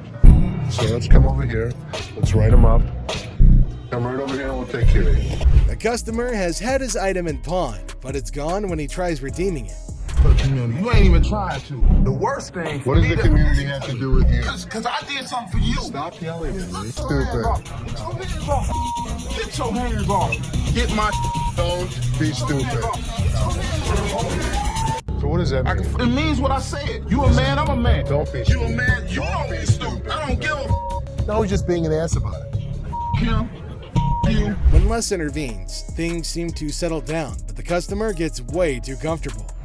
Now, sir, calm down.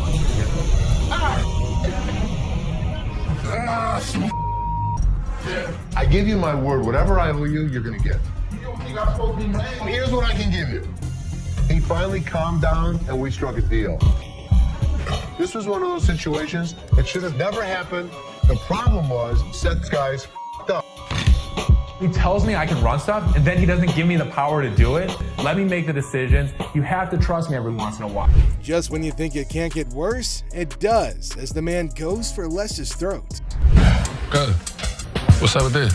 Give me 1 second, sir. To be honest, I don't think we're gonna take them, brother. You say what? Go get somebody for me, dog. This made me act up. Yeah, what's going on, man? What's going on, cuz? 40? No? Yeah, I'm not interested.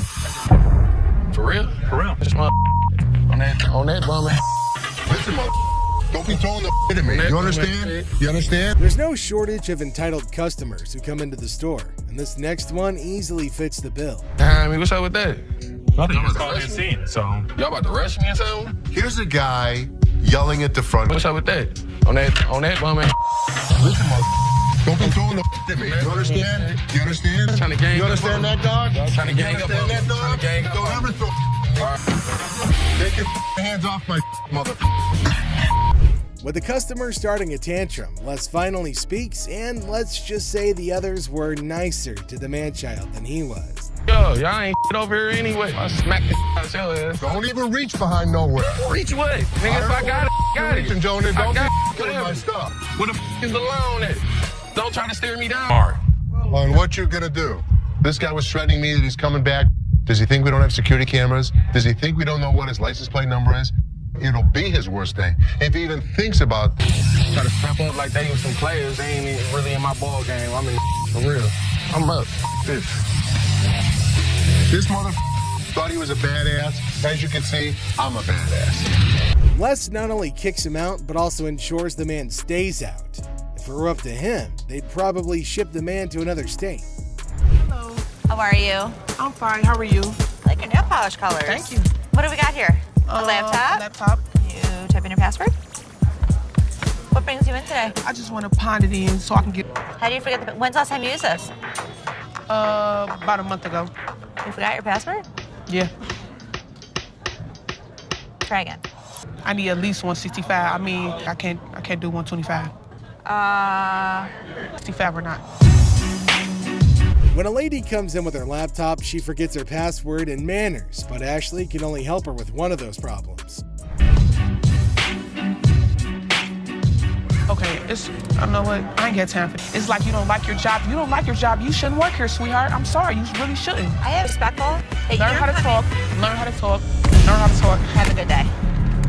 You were too silly. So are Don't you. touch my toes. Flat out. You done? Y'all, I don't give a like I said, I don't care. I can take my business somewhere else. The lady obviously doesn't like the sound of $150, and the negotiation goes downhill from there. Lady, or are you a baby? Excuse me, sweetheart. Hi. What the you looking at, bitch? What the you looking at? I'm talking to you, bitch. What you looking at? You know what? Take this outside. What the you looking at? What the bitch? You fat bitch. Fat ass bitch. You ain't with a fat ass bitch. Go walk somewhere, bitch. You talk like I said. I can take my business somewhere else. You don't know me. Crazy. That's what I'm talking about. Walk away. Bye. Bye. What more can we do? Since the lady won't stop talking, Ashley engages her, and it's like setting fire to dried sticks. Council manager. That's me. How can I help you? My wedding ring that's $5,000, you guys have it. I want it back. Okay. Your ring. Yes, he took it because we're having financial problems. I get why he did it. I just want to come in. No, I didn't make a police report. The hell am I going to make a police report for? I'm not going to call the cops on my husband. I'm coming to you to get my... For the ticket? Oh, my God. I want my ring. Can Okay, you so get let in the me- computer Okay, so and let look me up the name, okay, tell me how so- much I owe you, and give me my... Nothing is scarier than a woman with a vendetta, and Ashley's best effort to handle this one with care absolutely fails. All I want. Okay, so let me explain to you how this works. First of all, I don't just look up somebody's name and give you their information. I didn't ask you to give me the information. Give me my ring. You bring your butt out here and you assist me out. Please, bring it. That's all I want is my ring. No! Up yours. I want to see you walk outside. Come on. You're so big and bad. Yelling, screaming. Can't type anything to a computer. Oh, this bitch. I'm going to come back and get my... I promise I'm going to come... The lady doesn't appreciate Counselor Ashley, and the exchange turns sour. American Joy. Oh, hell no. You should have Well, somebody gonna pay for it, like I said. I'm not paying for Bitch, you might as well get off the phone because somebody about to too pay bad. for my... Hey, What's up? you... The lady comes in armed with her TV and a vast vocabulary. The Golds might not like the latter, though. When I came to the door, So how did she break your TV? because I told her to hold the door and I dropped it and it cracked. See? It's cracked. Okay, so what do you want me to do about it? I don't know. Is you the manager? Yeah, so maybe You you the want to... manager, but you ain't act. I don't know what this lady was all about, but how dare you come in my store and make a huge scene? Don't touch me. What is you gonna do? Bitch, you gonna touch me. Don't act stupid. The ladies might come to blows, and Ashley steps in to keep that from happening. You is the type that will get smacked. Really? Really. Try it. Y'all got me up. You have Go get 1 my minute TV. to get your out of her phone. Oh, bitch. Ratchet ass. Don't trip. What's up, bitch, and fix your makeup. Don't trip. Bitches, you go. Whoa! Hit yourself in the head. Yeah, this what I would have did to you if you would have came close. I did. The woman does not like being evicted and transfers her anger to Ashley, but she isn't the first sassy customer the staff's gonna handle.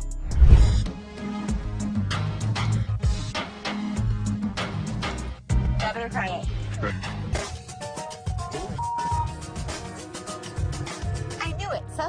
making everything slower at the front. Like, is nobody realizing this except for me? Free loan line. So I can't get your TV through my little tray here. Well, I don't have the time to wait in that line. I've got to get out of here. I've got things to do. There's a long line. Do not have the time to do that. Just come out here and take my TV from me and give me some money for it. This customer takes the adage, time is money, quite literally when he's asked to wait in line. Seriously? Yes. Come out here and take my TV and give me some money for it. Lower the front, and it's starting to make me insane. Here's the TV. I need some money. Okay, for me, No. there is a line, but you're not going to come in here demanding money. Here. Oh, yeah, okay. You guys see this? Everybody see this bullshit? What? Seriously? I just damn store. Sure. You. Yay! Okay. I mean, look at the line. The line is huge. Ashley doesn't appreciate being told what to do by rude customers and lets the man know in clear terms. Looks like his TV's going home with him today. You looking at, mother? Get the off me. Hey, what the you look? I need my $20. $100. No, Mom, calm down. You won't believe how much this customer did when he couldn't take in the truth. Get the out of here, man. Get the out of here. Why are you standing behind me? It's a bright and sunny day at the pawn shop, but hold on to your hats because we're in for a wild ride. This cool and laid-back Albanian dude strolls in with a bunch of ancient comic books. When I say cool, I mean it. Like, look at this. Bless. Ganti, how you doing? What's your name? Ganti. Genty? Yeah. Where are you from? He's got dollar signs in his eyes, thinking they're worth a fortune. But is he in for a surprise or what? Les and Ashley, the shop owners, give them their usual warm welcome. The customer proudly showcases his prize comics, claiming they're from the groovy 70s and in mint condition. He's even bold enough to demand a whopping $2,000 for the lot. What? They are shocked. How much did you want for him? I was looking around 2,000, man. $2,000. But our savvy Ashley ain't falling for it. She spots the bent corners and unimpressive preservation, grilling the customer about their sorry state. Poor fella, he's speechless. Didn't see that coming, did he? Do you see the edges? That's just one of them. Come on. No, actually, that's all. Ashley cuts straight to the chase and offers a jaw-dropping $5 for the entire stack. Yep, you heard it right. A gigantic drop from his lofty $2,000 expectation. Naturally, our customer isn't happy with the lowball and tries to haggle. But kudos to Ashley and Les. They hold their ground, eventually nudging the price up to a massive $6. Come on, you guys just work with me a little bit. Give me something, you know what I mean? 6? And that's when things go from zero to chaos. Our previously calm customer suddenly loses it, accusing the shop of playing mind games. Leslie tries to calm him down, reassuring him they're not joking around. But no, he won't take their word for it. He insists on verifying the authenticity of the comics, and Ashley's response takes him to new levels of shock. From the 1970s. So am I. I don't go for you. Oh boy, buckle up, because it's all downhill from here. The customer starts swearing up a storm, slamming the table like a man possessed. He's convinced he's being duped, and boy is he fuming. Like you're playing me right now, because I know this is worth way more than $6. The situation gets so out of hand that a burly bodyguard has to step in and escort him out. But wait, there's more. Right before leaving, he pulls a move that really ticks off another customer. Talk about adding fuel to the fire. Get the off me. Hey, what the you look? Come here. Next thing you know, we're witnessing an impromptu street brawl right inside the shop. These two customers throw punches like they're in a heavyweight championship match. And let me tell you, it's a hilarious sight to behold. Someone fuck me. You little bitch. Eventually, the bodyguards swoop in like superheroes and drag both fighters out. Man, talk about a show. After the dust settles, our Albanian friend tries to save face with a final quip. I'm Albanian, baby. Well, my friend, you've certainly lived up to that fiery reputation of yours. What a roller coaster of a pawn shop experience, folks. Next up, just another regular day at the pawn shop. People coming and going. Some happy, some not so much. $100. Hold on, bro. Hold on. Let me prove my point. Now here's a guy who walks in hoping to get a loan of $100 for his gold chain. And you know what? The receptionist happily agrees. Loan approved, right? How much would you like? $100. Okay.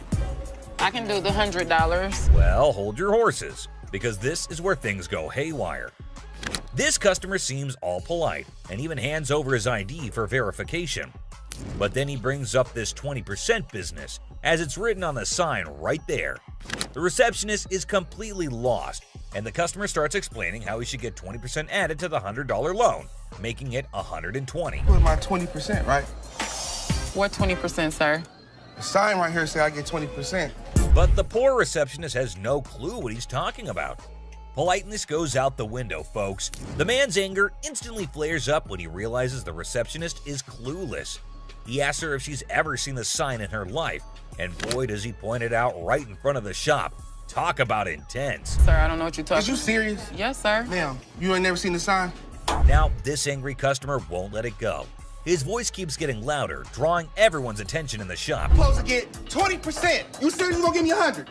I get 20% of 100. We see as the bodyguard's on alert, and even Seth, the boss, steps out of his office to see what the commotion is all about.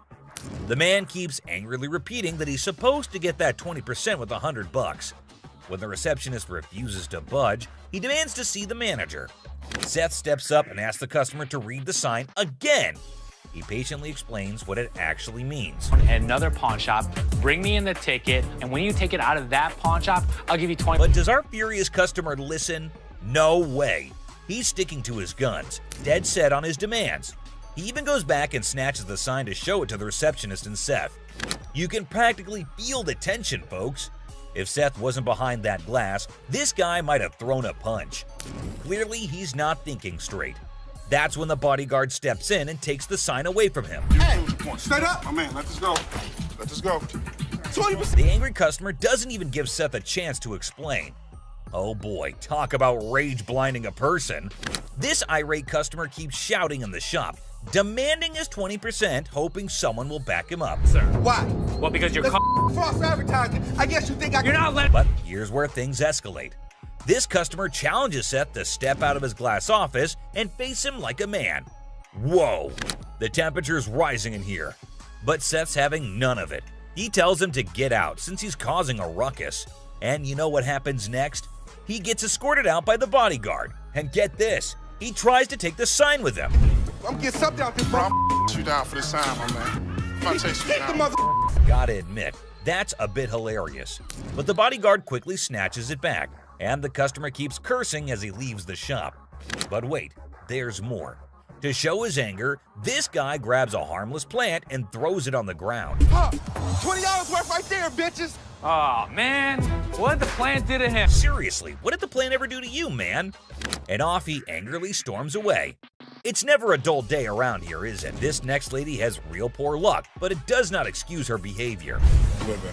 The door's right there. Have a good day. Because you got a big dude, you think you hot? So this lady storms into the store demanding her stuff back, which happens to be just 2 TVs. The receptionist asks her for some ID and tickets as proof, but this lady is completely clueless. I need your ID or the tickets. My what? She doesn't have any of those things, and here comes the shocker. Her boyfriend pawned off her belongings. Can you believe it? Now she wants them back, and it's a pretty messed up situation to be honest.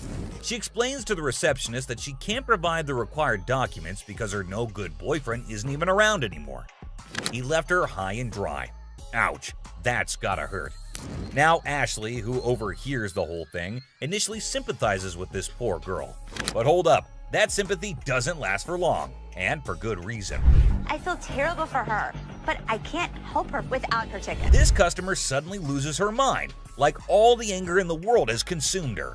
And guess what she does next? Brace yourselves, people. She starts yelling and banging on the glass window, demanding her precious TV.